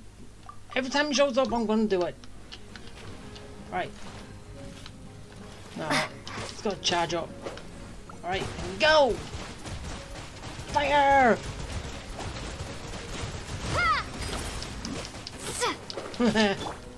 Alright. Now just be gone. Motion to compel. Be gone, you! Incoming. Come on! I can do it! Yeah, you can kind of probably hear me clicking, which I don't really need to because it's so easy. Well, is this all I need? Whoa! The floor is going up!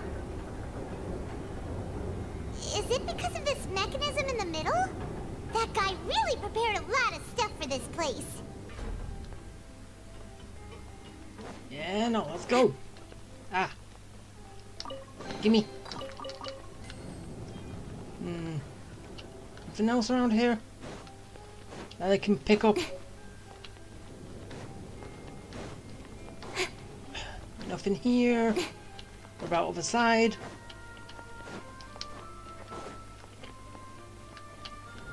No. Right, here I go. Paimon thinks we need to go up, but Paimon doesn't see a way. Let's take a look around. Maybe we'll find a hidden mechanism that'll show us the way up.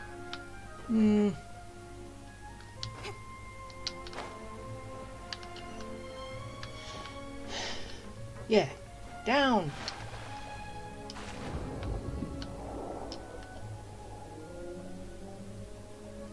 Okay, how do I break that?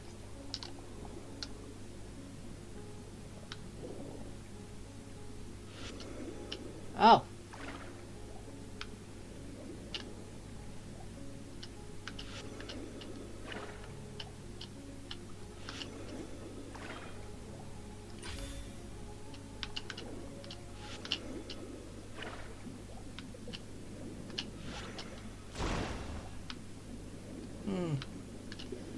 So boom.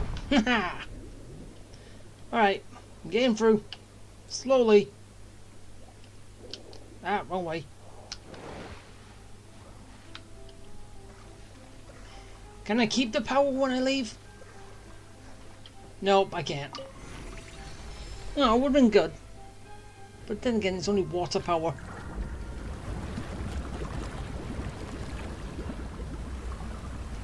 Raise the water, the level.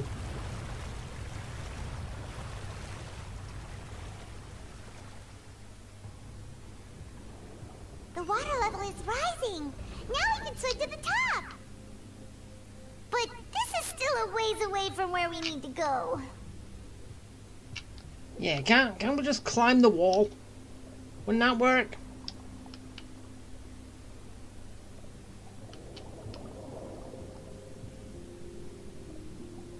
No. Going this way. Alright. Let's go.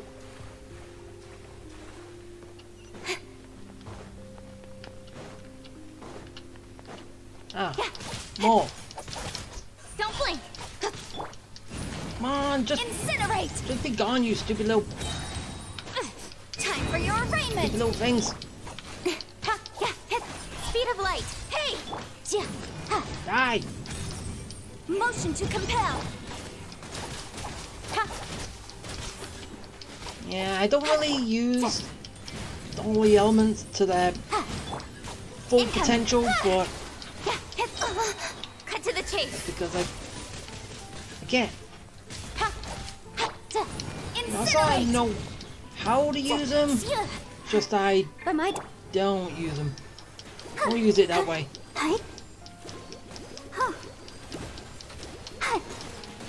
Which is kind of well, bad, upsetting. Alright, fine. Just do it that way. Fire the water! Go! Haha! Victory! Bombs away! Really? That should just stay put. Stupid water. Motion to stupid compel. wall bullet. Inadmissible evidence. Really should stay. Stay in one place. With sword comes shadow. Wait, are these actually aggressive?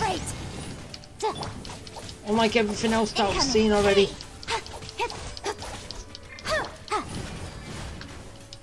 It looks like it. But it's just these. There's still spiders.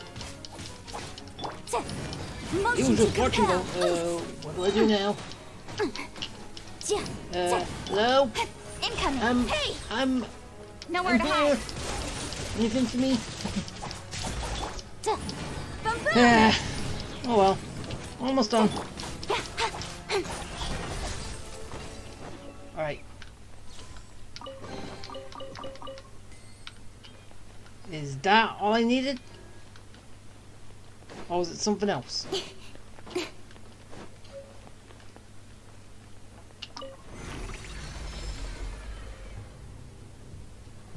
Raises the level a little bit more. Or all the way. Yeah, always at the top.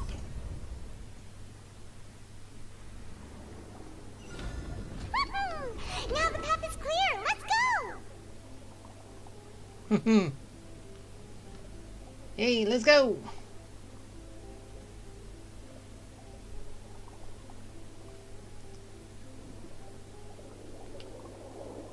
Ah, so you basically automatically float upwards. Regardless. You don't have to press.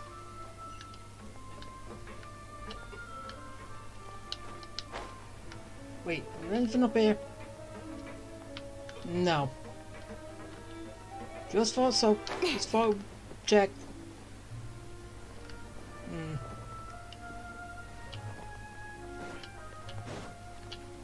Okay.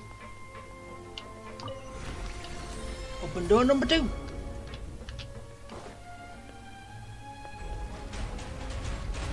I remember this bit from the trailer.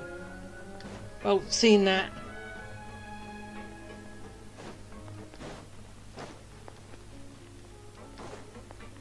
Hi. How's it going? Motion to compel. Speed of light. Hope you don't mind me. I'm just here for some info. Hope you can give it. Boom boom. With sword comes shadow. No.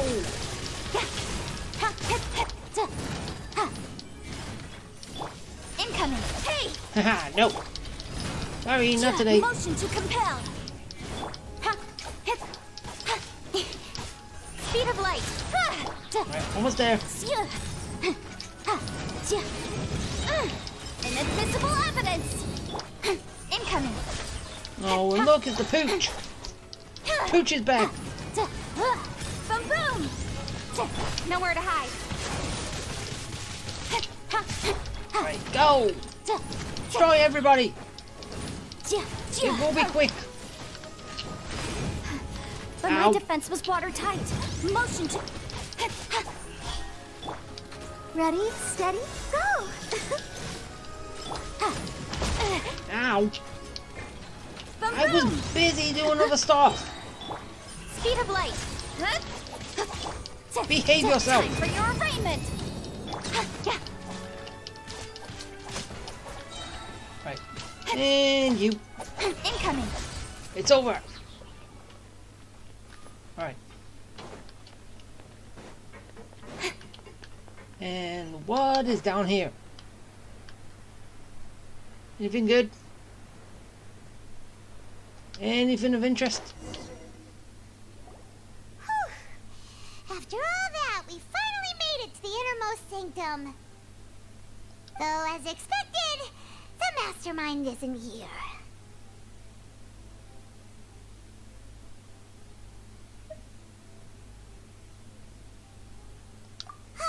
That's right. Then let's hurry up and find some evidence so we can get back to the Opera House and help Navia. Yeah. Oh, so I'm gonna actually... Wait. What's all this? Aw, it's a bunch of really cute things. Pink accessories, a hair tie, a necklace, even a makeup box. Oh, Paimon sees it too, but why are all these cute things labeled with different girls' names? Huh? You mean the girls from the serial disappearances? They were brought here? And then they were turned into water. And all the boxes of things, these names, that means... Oh, this is terrible.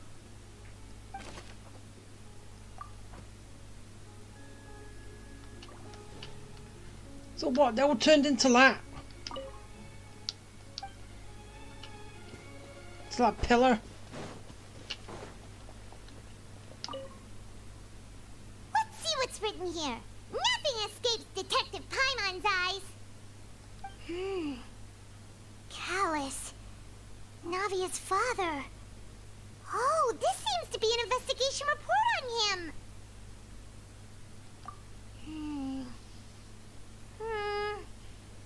Yep, it's about finding someone to assassinate Jacques and Callus because of a lack of confidence that Jacques himself would go through with it. This should prove the existence of the third person, right?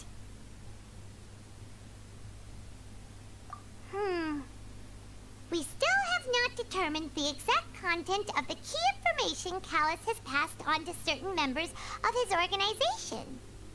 The old dog's a real menace to deal with. Even if he abides by the promise he's made to us, he will still have the upper hand. He can act whenever he wants to make our lives miserable. The only option left is to remove him from the picture entirely. I concur. Let's send someone to kill him. He won't declare war as long as we don't touch Navia. Oh, seems like we've got a bunch of correspondence between the higher-ups. They're all just so evil. Yep, that's more info.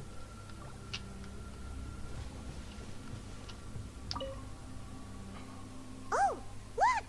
There's an important-looking basin over here, and it's full of water. That means this is where they make all the synth, and that special water is the main ingredient. If you dilute it with normal water, you'll get synth, but the pure stuff can dissolve a human. Paimon will take notes on this incriminating evidence. Well, just the people of Fontaine. No one else. Even though I don't know how it can be, well, work like that. I actually thought that was going to be all the girls. What's this over here? Looks like some kind of place for research. Experiment number 16 aims to verify Jacob Ingold's research conclusions on the primordial sea and use his theory as a foundation to achieve a breakthrough. The experiment was a failure. No individual managed to resurface from the water from the primordial sea. Female specimens 22, 23, and 24 were dissolved.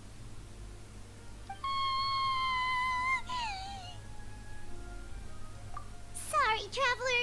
Paimon will try her best. It's just that Paimon's never read something so scary before. How could someone write something that terrible in such a matter-of-fact tone? You read the rest. Paimon's too scared to keep going. Well, I ain't gonna read anything apart from small bits.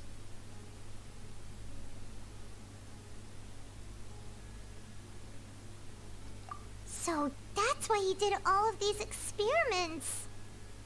Wait, did he really think he'd be able to find a way just by dissolving people over and over? That's just insane! Huh? Isn't that the name you heard by the fountain? Paimon thought he was an eyewitness in the serial disappearances case. I already knew he wasn't. You mean Vache is the one who did all of these... experiments?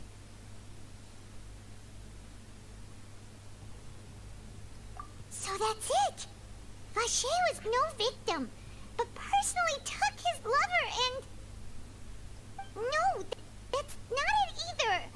If that's the case, why would he want people to resurface from the water? In any case, Paimon will write it all down.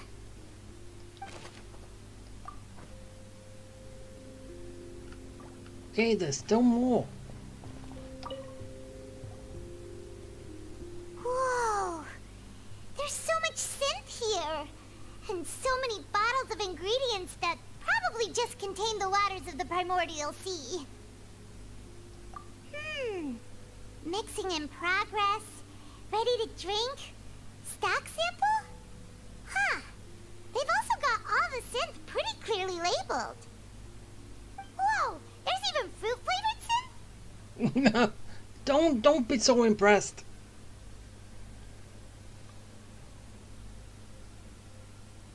Yep, it's super obvious.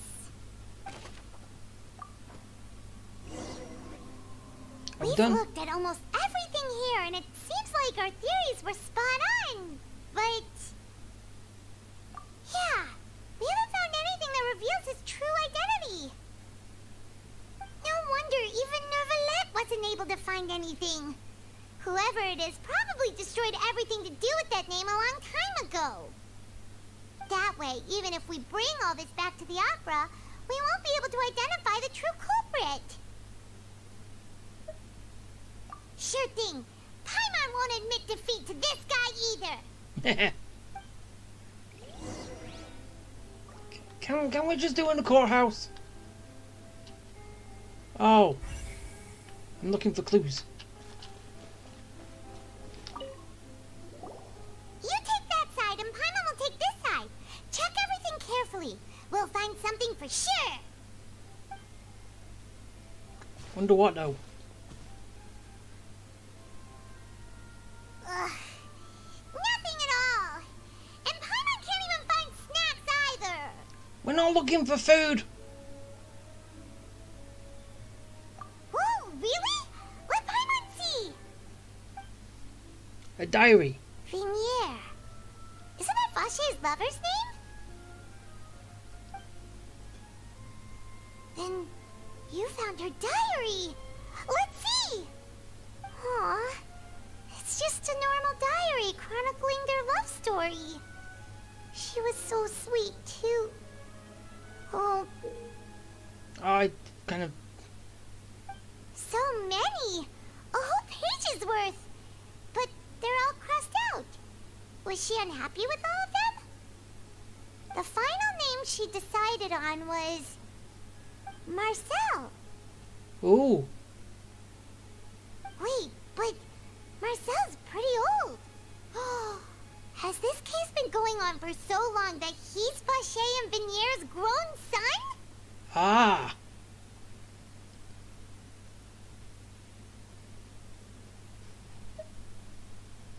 Let's go, Paimon. Hey! Paimon still hasn't figured it out yet. Well, I have. And you just said it.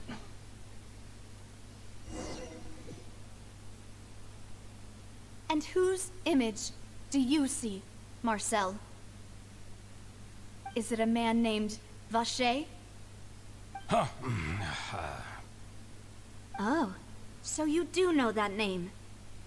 I'm merely surprised you'd suddenly say the name of someone I've never even heard of. I was waiting for you to say that. Navia! We're back! As expected of my partner. I just knew you'd return in the nick of time. Just how often do you intend to flout the rules of this court? We have the truth!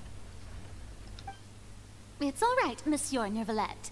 Given their confidence, I expect they've found the crucial evidence.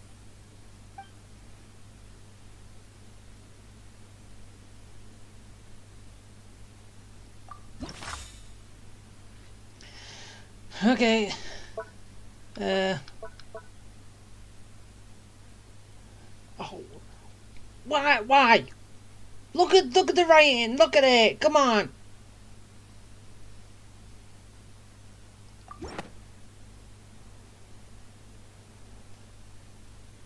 But the truth of it, Marcel, is that you've always been Vacher. Oh. Huh? We've investigated your lair and we already know everything. After your lover, Venier, was dissolved, you kept abducting young women to experiment on the hopes of bringing her back to you. You even created Marcel as a new identity and destroyed all records of your past as Vacher. So that's it. Even the villains in opera performances rarely go that far. And with that, Marcel's motive has now been established. This information regarding your past also dismantles your prior timing defense. Well, Marcel, do you know where you went wrong?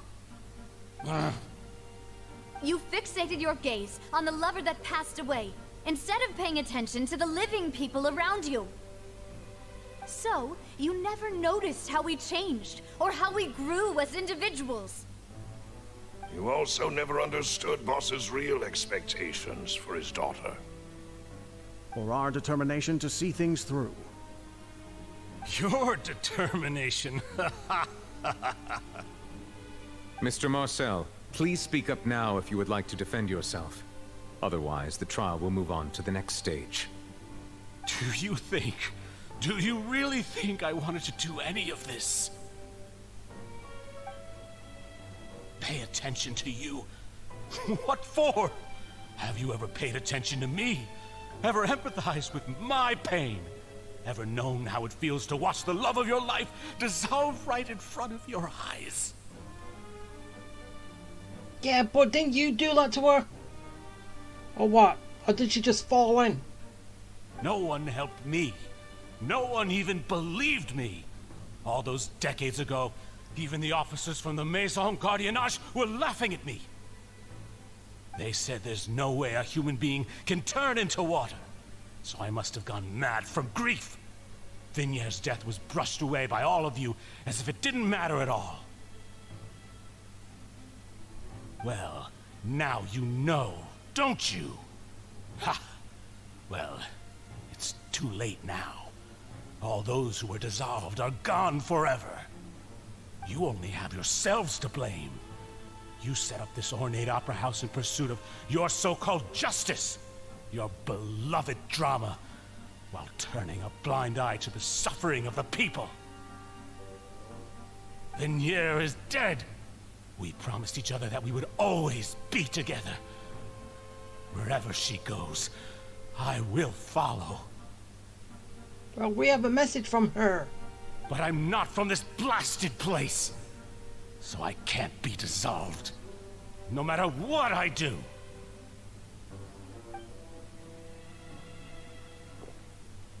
Hey, is that water from the primordial sea that he's drinking? I can't dissolve. Can't dissolve. Can't dissolve. Do you all see? I can't go. I can't follow. So if I can't go where she is, what choice do I have but to try to bring her back? I did all of that, and in the end, that accursed Callus still got the better of me. I spent my entire life living on pins and needles, only to get stabbed by his idiot daughter at the very end. The suspect is exhibiting signs of mental distress. Guards, please restrain him. Don't touch me! Don't anybody come near me! I still need to save Venier. A promise. We made a promise. Venier. Venier! I have a message. Please, Venier. Don't think badly of me. All I want to do is fulfill our promise. At this point, the verdict of this trial is clear. With Mr. Marcel's conviction, the charges against Mr. Tartaglia no longer have any basis. Fine by me. I was in a bad mood, but after a show like that, I'm actually feeling pretty good. Traveler, please submit all the evidence you have collected to the guards, so that I might review and summarize the truth behind the serial disappearances case. Gladly. The man now known as Marcel was originally named Vacher, and worked as an adventurer with his partner and lover, Vignier. During an underwater expedition, Vignier accidentally came into contact with water from the primordial sea, and was dissolved in front of Vacher as a result. Vacher learned of the primordial water's existence through the work of others, and began to kidnap young women for research, with the goal of discovering a method to restore Vignier back to life. To cover his tracks, he invented the new alias of Marcel, and began to operate a business in Poisson. During the course of his research, Vacher discovered that a diluted concoction of water from the primordial sea can induce feelings of euphoria, and began to manufacture and market synth. However, as he accumulated wealth to fund his continued research and expanded the scope, he came into conflict with Spina di Rosula. After exchanging blows with Spina di Rosula for many years, Vacher decided to assassinate their president, Callus, at a banquet. Although the assassination did not go as Vacher expected, he was able to turn Callus into the murder suspect by dissolving the assassin he sent to the scene. And just recently, Vacher attempted to frame Linny as the culprit of the serial disappearances case, using a similar method. However, his attempt to frame Linny failed, and the power of water from the primordial sea became public knowledge. This case also exposed enough of Vacher's machinations that he was eventually successfully charged in court. Thus concludes the enigmatic history of the serial disappearances case, with the truth revealed to all. The Oratrice will now deliver the final verdict regarding the charges against Mr. Vacher.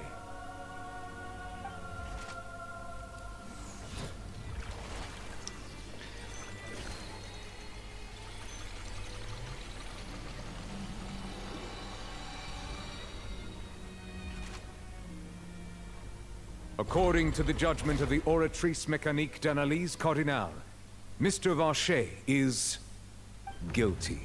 Guilty! Nah. Doesn't have the same impact. Guards! Take Vacher away. Good. It's what he deserves. Hey, we still need to deliver the message. With You that, mean? the serial disappearances case is over now. We really just witnessed history. Who would have thought the true culprit would be such a polite and well-spoken guy? Yippee! We helped Navia bring the bad guy to justice! We still have a message to deliver. He's hurt so many innocent people and now he's finally getting what he deserves! Huh? Are you okay? Demoiselle, you were absolutely brilliant. The day our late boss had always hoped for has finally come. You can rest easy now, knowing justice has been served. Yeah. It's finally over. It's all thanks to you guys. And my partner. See, Papa? Spina di Rosula's still doing well with me at the helm. Well now, hasn't this been a most delicious piece of drama? The villain has been caught, justice has been served, past wrongs have been righted, and it's a big ol' happy ending. Hey, I don't like the sound of that. Since it's been such a great show, I'll just let the false accusations against me slide. Either way, I've still got some business to attend to, so if you'll excuse me... Oh.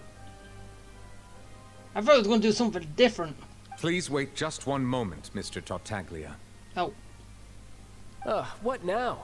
None of this has anything to do with me. According to court protocol, since this trial was initiated due to a charge against you, a verdict must also be made regarding the initial charge before the trial can conclude. He's innocent. Oh, come on. Is this really necessary? Haven't you already caught the real criminal? Isn't it time for side characters like me to exit stage left? Please respect the laws of Fontaine. This has always been the rule. All right, but this sure is a lot of hassle. All I need to do is stand over there, right? Let's just get this over with. Through evidence presented in the public trial that was just held, it has been established that Mr. Tartaglia has no direct connection to the serial disappearances case. The guilty party has been identified, and thus it is logical to suppose Mr. Tartaglia is innocent of the charges. We now turn to the Oratrice Mécanique d'Analyse Cardinale to render the final verdict on the charges.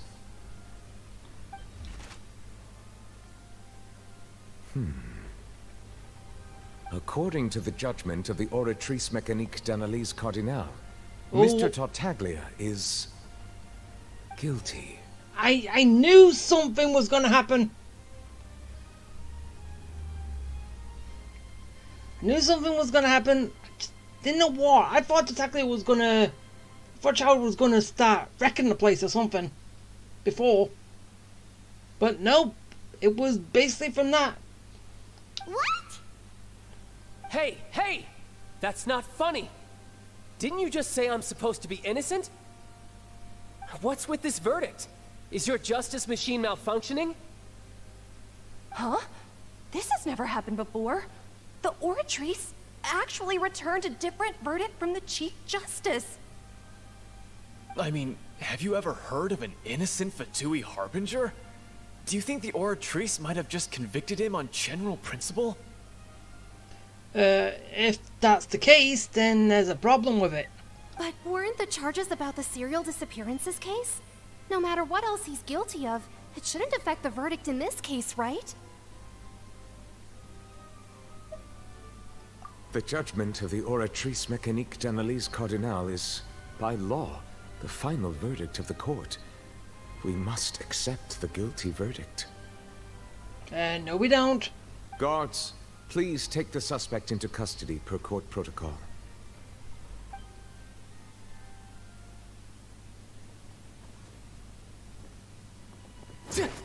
Okay, here we go. So this is how justice is done in Fontaine. What a joke. Ah. You've got your rules. Well, I've got mine too! That's what that bit is.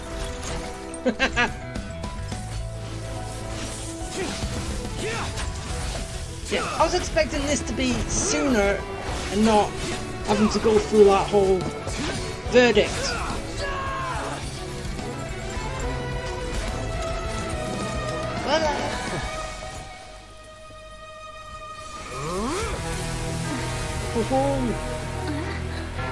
Child, calm down. Oh no. Put your suit on.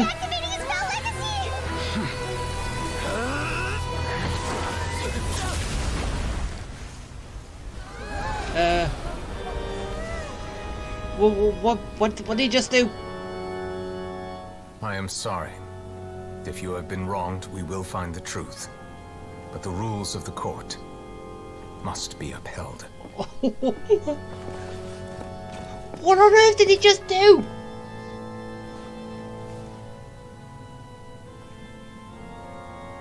He got hurt in the process. Oh. Hey, Monsieur Neuvillette, what's going on? Shouldn't they have been cleared already? Apologies. This is also the first time I've encountered such a situation. However, according to the rules established at the conception of Fontaine's court system, the Oratrice's judgment is the final verdict of the court. All I do is follow court procedure. As for why the Oratrice arrived at the conclusion it did, you should probably ask someone more knowledgeable than me. Oh.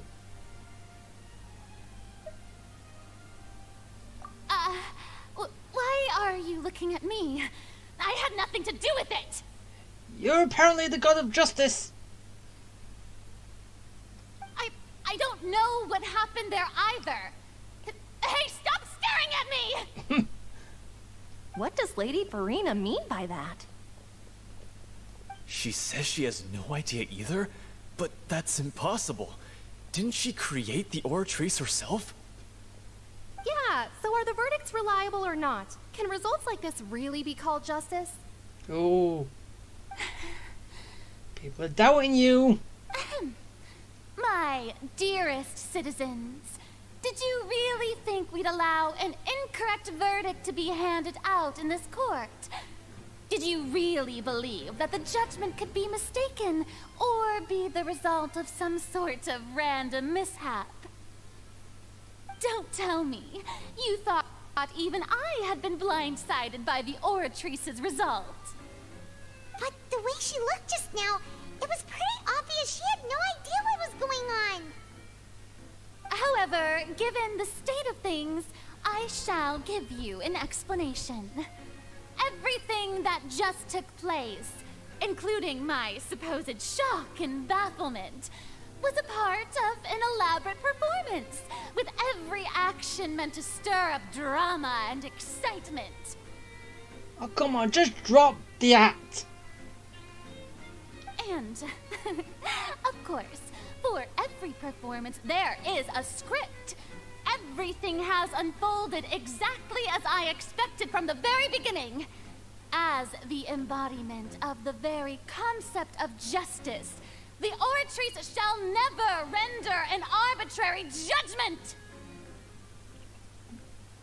Yeah, but it's probably looking at something else, not the current situation, right? If you thought Child had nothing to do with the serial disappearances case, it is only because you've been blinded by the superficial appearance of innocence. Everything he's done, not to mention the danger he poses, are beyond ordinary comprehension and completely unforgivable! Then tell that to all the Fatui. All shall be revealed in time. You will come to understand my noble intentions, as well as the absolute correctness of the Oratrice's verdict. Well, we're gonna have to have another court case for that. Great. Now, having said that, although I hate to leave things hanging in suspense, it is now time for this performance to end. As the lead actress, I shall be the first to take my leave. Toodaloo!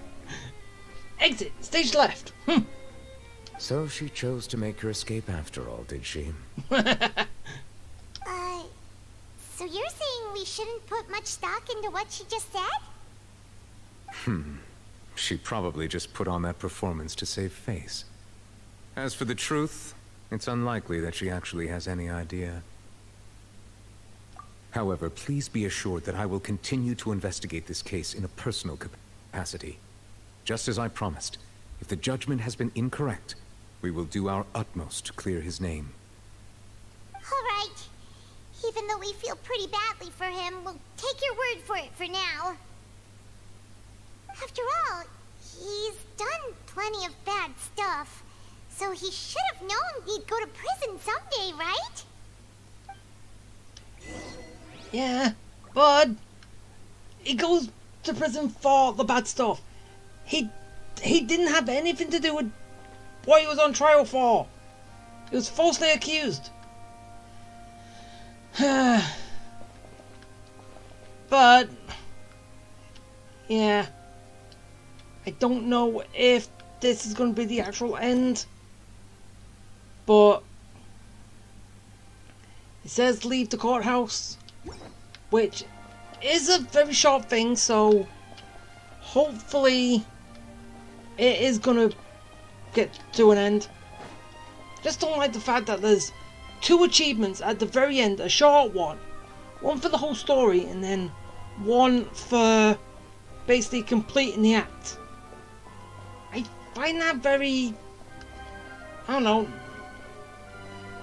not good in a way, because people like me, I would want to stop there, but since there's something here and it's a very short one in between, as like Act 1, Act 2 is probably going to follow the same thing. It's ended here, but finish the do list to finish the act.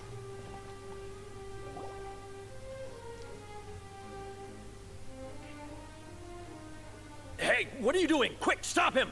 Ah, so this is to finally give him the message. Ah, that's what this is about. I knew this had to play in it somewhere. Traveler! Hey!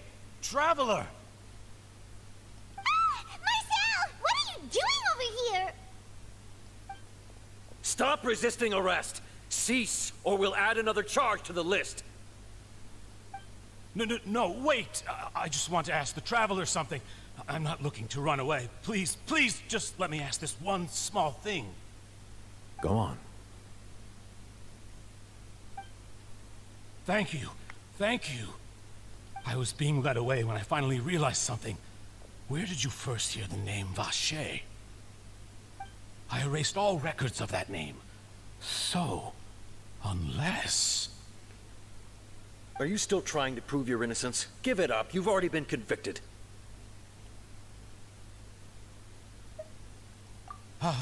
Really? You did? You're sure? You met her? But how could that be? How did you manage to do it?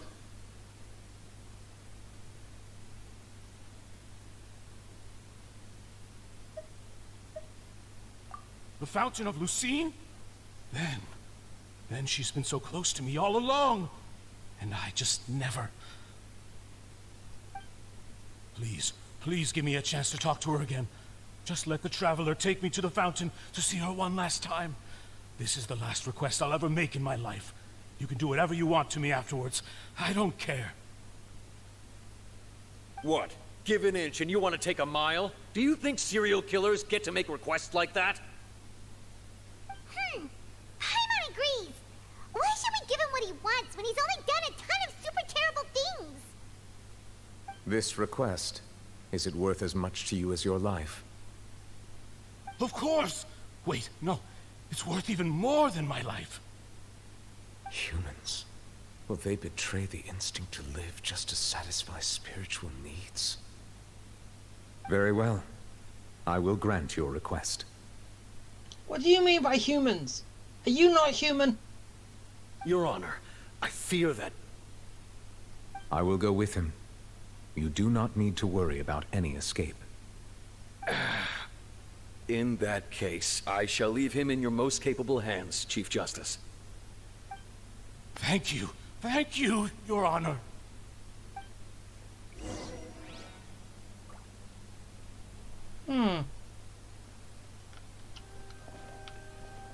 Okay, so we're going to the fountain. It's basically just right outside, isn't it? Ah!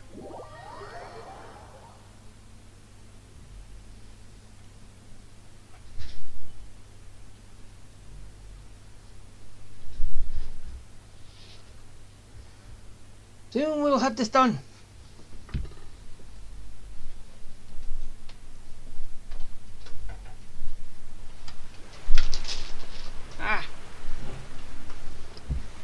I just had to do something.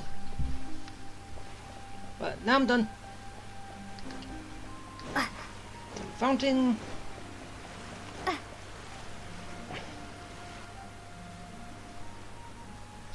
Is this the place? You said she's here, but what do I need to do to see her?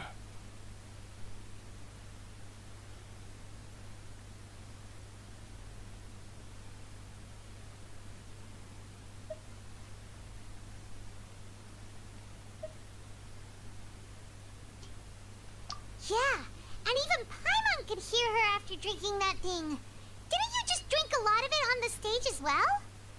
Oh, in that case... Vacher! Ah! Yes, that's it! So you heard it too! Vignier, it's me! It's me, Vacher! Vacher? Vacher! I'm here! Where are you, Vignier? I'm coming for you. I'm finally here for you. Hey, wait! Be careful! Hey, wait!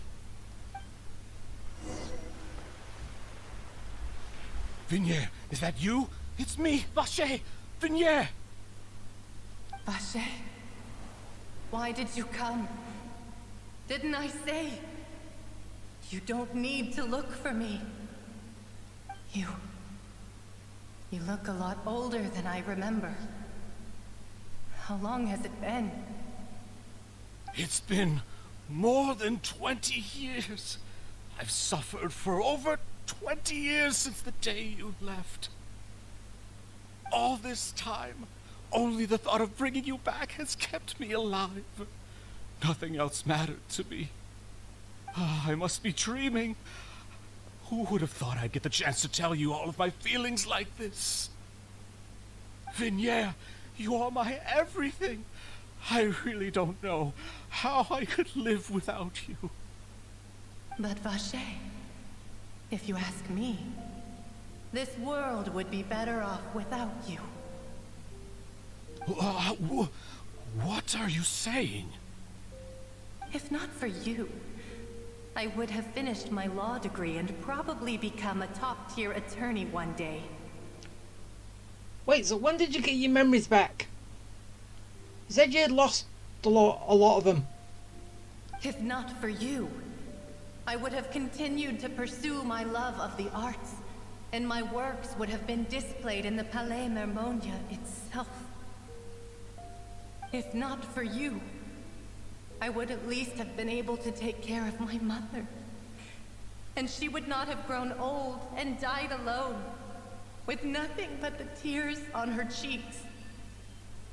It's all because of your selfishness, Vache. It's all because of you. You... Wait, you are not Vignere. Who are you? You're right. I am not Vignere. I am the sacrifices. Ah. A collective of all of them. Every woman who died by your hand, as our bodies dissolved, our consciousnesses flowed back to the primordial sea. Our thoughts circulated endlessly within the primordial sea, and we were no longer individuals, but we became one, just as streams of water come together in the sea. I'm Cressy. I'm Lemony. I'm Azine. The only one I am not is Vignere. Why? But then, where is Vignere? She doesn't want to see you anymore. Every tendril of her consciousness is avoiding you. This is what you get for your selfishness. Your selfishness robbed us of our lives and our futures. You said time and time again that you'd do any and everything for her.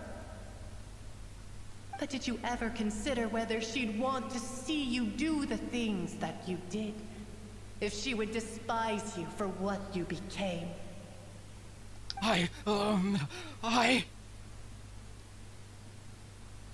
You are a liar, a heartless murderer, and a cowardly narcissist.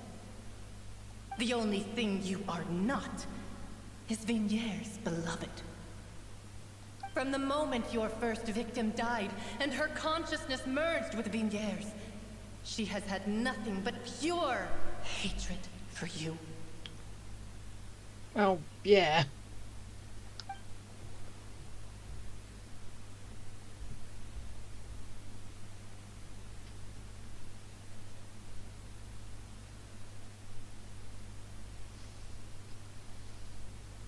No! Yeah! She can't hate me. Let me see her. Please! Have mercy! You still don't understand. When I said don't look for me, that came from the real Vignere. She really doesn't want to see you anymore. So it was the real one that we saw. But now it's not. But on top of that, she also said that because it's her final drop of pity for you. She said that because she knew that if you did come here, we will show no mercy to you. No. Vache. Vache? Vache. Vache. Vache. Vache. Drown. Oh.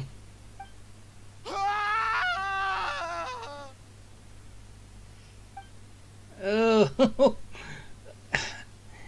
Yeah. Victims want their revenge. Can understandable.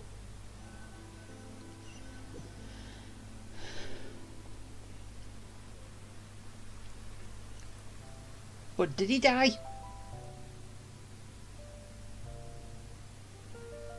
Finally, we have some time to do shopping. Gosh, it's really been a long time since we've been able to relax. Huh. Well met, partner. I knew something great was going to happen when I woke up in such a good mood today. Even this weather can't put a damper on the demoiselle's mood. It's a pleasure to see you both again. Oh, hey, Navia! It's been a few days. Paimon's already started to miss you. Oh, now that I believe. I'm easy to work with and always bring home the bacon. Who wouldn't treasure having a partner like me? Sounds like you're really enjoying life these days, Navia. What have you been busy with since the trial? It's just been one thing after the other. I've been making non-stop trips between Poisson and the courts in Sen. Everyone from Spina di Rosula organized a memorial for my father. We never held a memorial when he first died, since everyone knew that even if we held one back then, no one was going to come. This time, though, everyone in Poisson, and even many people from the court, all attended. So his name's definitely been cleared now. That's what we like to hear. It's been the dearest wish of Demoiselle all along. That blasted stubborn fool. I was right to put my faith in him. I'm so glad I didn't give up on the case all those years ago. Oh, by the way, I ran into Charlotte just after I left the memorial service. Ah, Charlotte. Well, maybe it'd be more accurate to say I knew she would be there, and there was no way she'd just let me go. Well, yeah, she would want an exclusive interview. Huh? So you know Charlotte too? The Charlotte? Journalist from the Steambird? Yeah, way back when I first became the president of the Spina di Rosula, she was all over me. Wouldn't take no for an answer. Well, she never does. I believe the story was called The True Heart of Darkness, Secret Tales of the Yellow Rose. To be fair, though, it was a really flattering feature. So, we've been on pretty good terms ever since. She was trying to lean on our friendship to get me to do an exclusive piece on the serial disappearances case. Oh yeah, she told us about that. She's always been super interested in that case, so now her wish has finally come true too. Yeah. Full circle. Anyway, I told her to make sure that when she writes about you guys entering the opera house with the critical evidence, that you both sound really cool. Now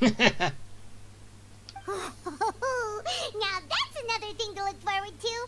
We trust Charlotte's skills with a pen for sure. Oh, and in other news, I also took Clorand out for a meal. Ah, so you're building the bridge. Oh, are you two on better terms now? Mending the bridge, as they say. While you were investigating Vache's headquarters, Clorand gave testimony on my father's behalf. It was thanks to her that we were able to turn the tide. I wanted to thank her. I mean, there's also no point in being awkward all the time, so we took the chance to reconcile with each other. Oh, that's great. Paimon also thought Clorand wasn't actually a bad person. It's always good to have more friends. Anyway, Now that the case has finally been solved, perhaps it will slowly begin to fade from the public consciousness. Hope. Oh, actually, there's still one last thing I need to do. What is it? I should pay a visit to my father's grave and tell him the truth of what happened, as well as how it all ended. Well, yeah, I would like to hear it. And on top of that, just how much people still look up to him, to this day. That includes me, too. Miss Navia. Indeed. We want to go too! We also think Callus is a really admirable person. Sure thing. I'd like you two to share the moment with me. After all, without you, there might not have been such a positive ending. No, there wouldn't be. Then in that case, everyone, let's be off. Considering the recent weather, we'll be lucky if we can reach Poisson before dark. Yeah, you're right. It's been raining non-stop for a few days now.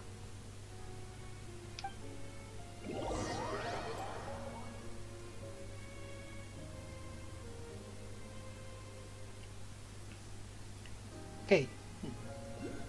Is it still more? I thought it would have been over. This is where my father's grave is. To be perfectly honest, even I haven't been back here for a long time. Huh? There's someone there already. Wait. That figure. It can't be. Isn't that Neuvillette? Why would the Chief Justice be here? Huh? Navia?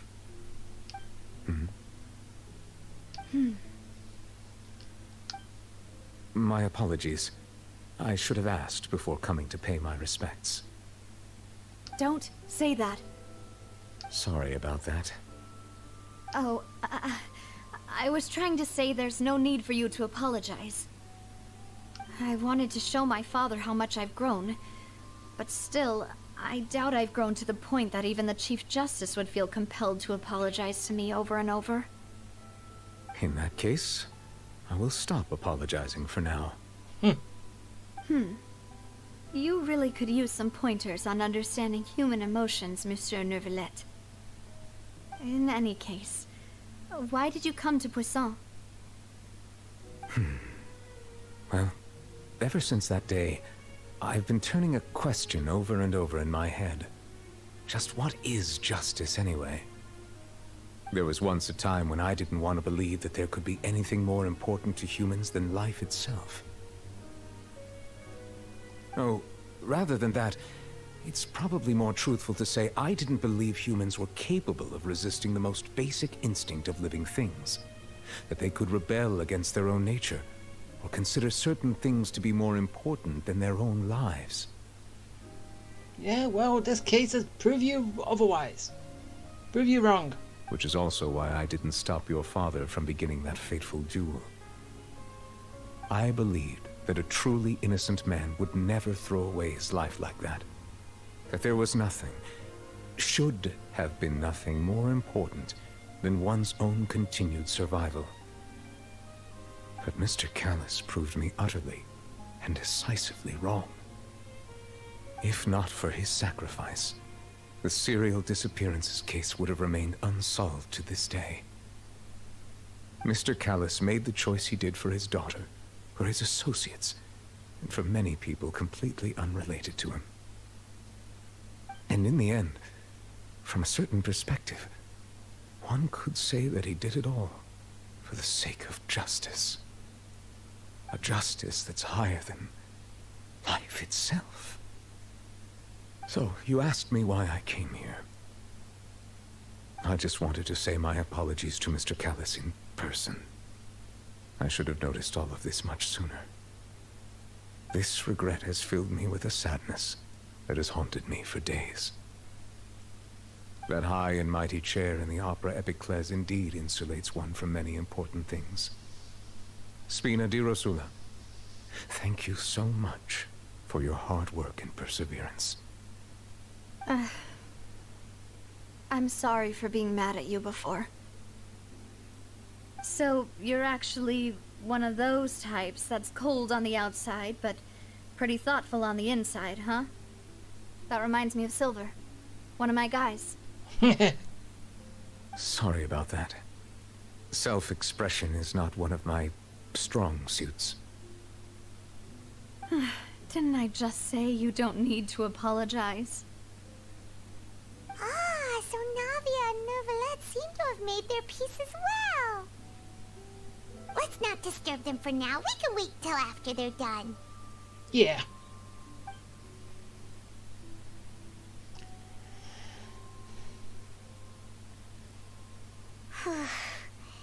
Paimon's never paid respects at someone's grave before. Did Paimon do anything rude there? True. Huh? Oh, Paimon didn't know that was a thing.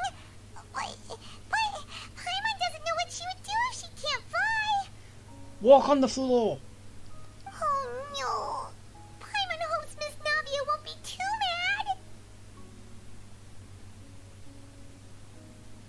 mad. Anyway, Neuvillette is still standing around there.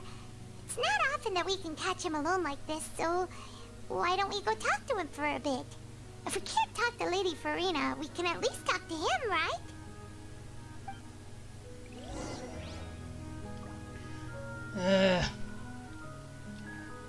Seriously, this seems like it's an end, but it's kind of like dragging it out just a little bit longer than it has to. But I understand everything that's happening. It's just it's a little bit of annoying. Oh, it's you two. Did Miss Navia invite you to come pay your respects to her father? Mm-hmm. We ran into Navia on the streets today, so we just followed her here. I see, I see. Then is there something that I can help you with? Well, it's pretty hard to run into you like this, since you're usually super busy. So we figured we could try to ask you a few questions, if that's okay. Please feel free. Though outsiders, you helped us solve one of the greatest mysteries in Fontaine, and it would be my pleasure to return the favor.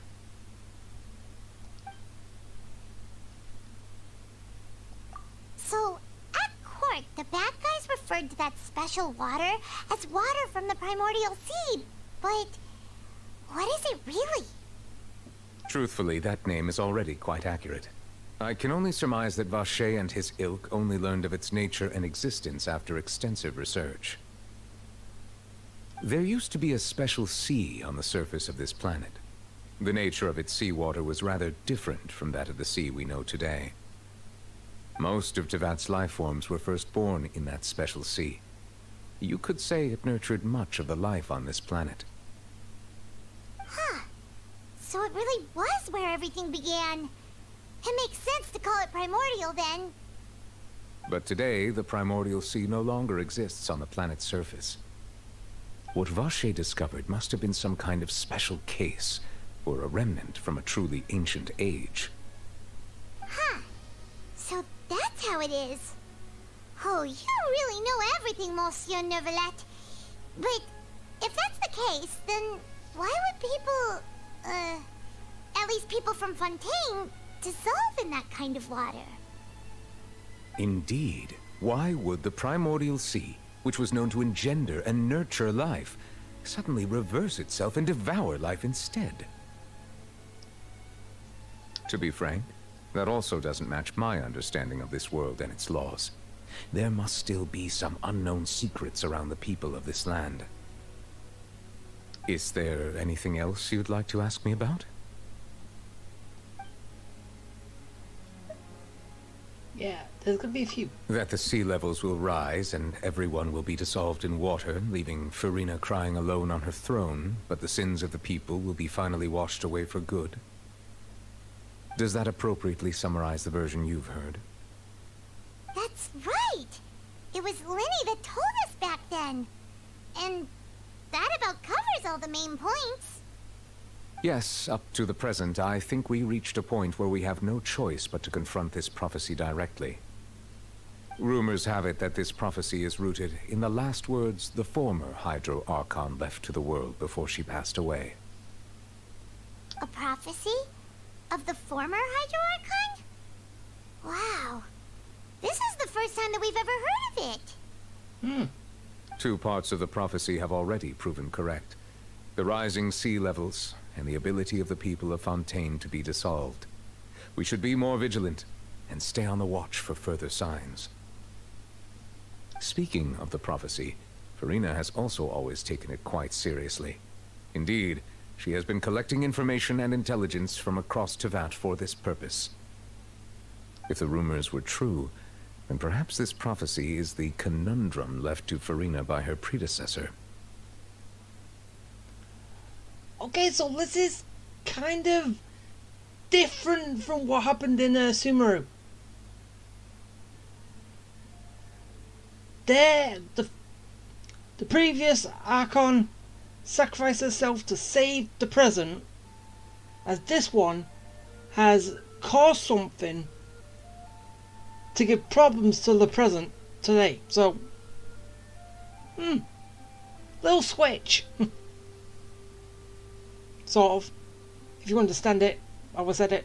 But with Farina being the way she is, can we really trust her to solve it? Is there anything else you'd like to ask me about? Yeah, there's two more things. My apologies. My investigation has still not reached its conclusion. However, I still believe the judgment of the Oratrice was not rendered arbitrarily. Huh? But you also said you thought he was innocent. For many years, I have been quite aware that the Oratrice does not simply mechanically repeat the verdict that I give on each case. As a divinely created mechanism, the people's unified faith in the concept of justice is integrated into it. Not only can it produce the incredible power of indemnitium, but it likely also possesses other traits, such as self-awareness. Which is all to say, I have been prepared for a situation like this for a long time. Huh. So when Lenny told us that he heard a human voice from the room where the Oratrice's core is stored... I was not aware such a thing had occurred. Perhaps that could serve to prove my conjecture. I will add that to the list of items to investigate. In any case, I am inclined to believe that the Oratrice does have a methodology all its own. We just do not have enough information. Based on Farina's reaction, I doubt even she had any idea what was going on. She managed to bluff her way through it, though. The time-tested twin tricks of bravado and drama. While we do intend to get to the bottom of this, for now, we regret to say that the F2P Harbinger will just have to bide his time in the fortress of Meripede. If we did incorrectly convict him of crimes he did not commit, we will most certainly compensate him to the fullest extent allowed by the law. If you ask Paimon, the only compensation he'll want is a no-holds-barred fight with you. True. You did kind of knock him out. Is there anything else you'd like to ask me about? One last thing. Your sibling. Another blonde-haired traveler. I'm sorry, but I've never seen anyone who matches that description. I thought we were going to ask the Archon about this. If he ever stepped foot in Fontaine, I'm sure he followed our laws to the letter, and had no reason to appear on the stage of the opera Epicles. Is there anything else you'd like to ask me about? That was it.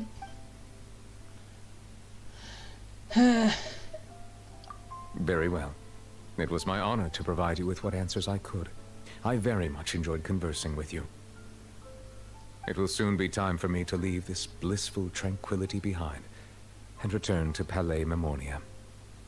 You really are super busy, Monsieur Neuvillette.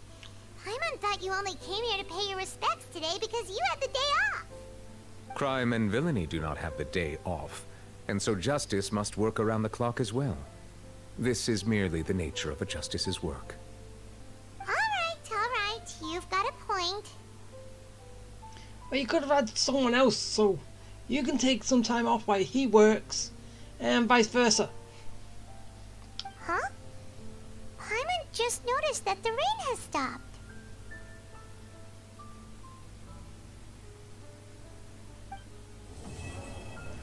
Okay, now I finally reached the end. And I got a thing for... Wait, don't you tell me.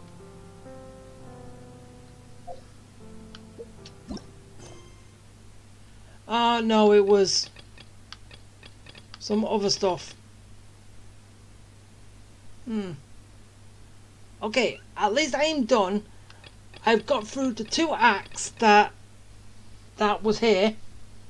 I'm surprised I got through the whole second one in one go. And I don't know if I'll be chopping it up. But, meh, you'll see anyway. But, yeah. Very good. Very interesting as well.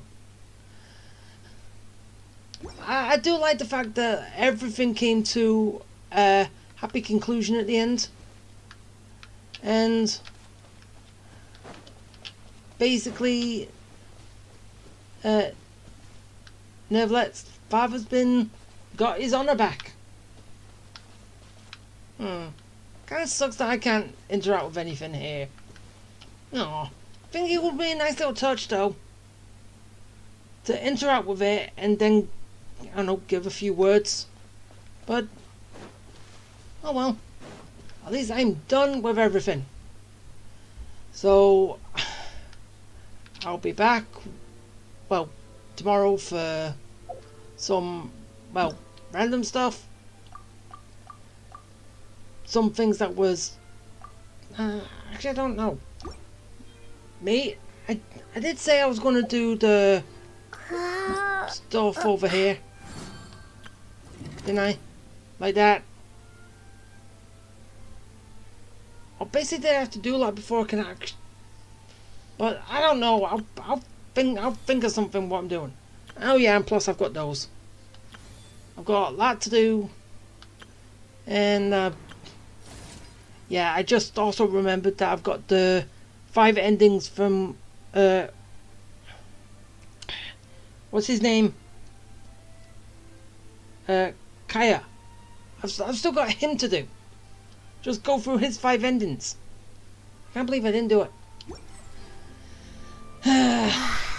But yeah, that is gonna do it. I hope you had fun. I hope you enjoyed, and hope everything is fine. As I said, I don't know if this is gonna be all in one go or not, but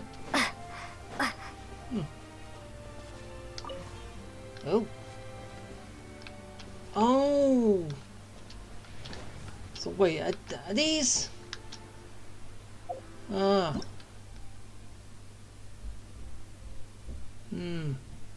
Take them and put them somewhere.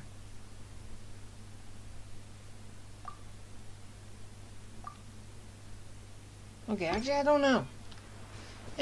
Either way, I'll figure out or find something to do later. If not, well, you know, wait until the next part if there's nothing else I can think of. But yeah. Okay, and now that is, oh look, bandits. Now is gonna be it. So yeah. Bye.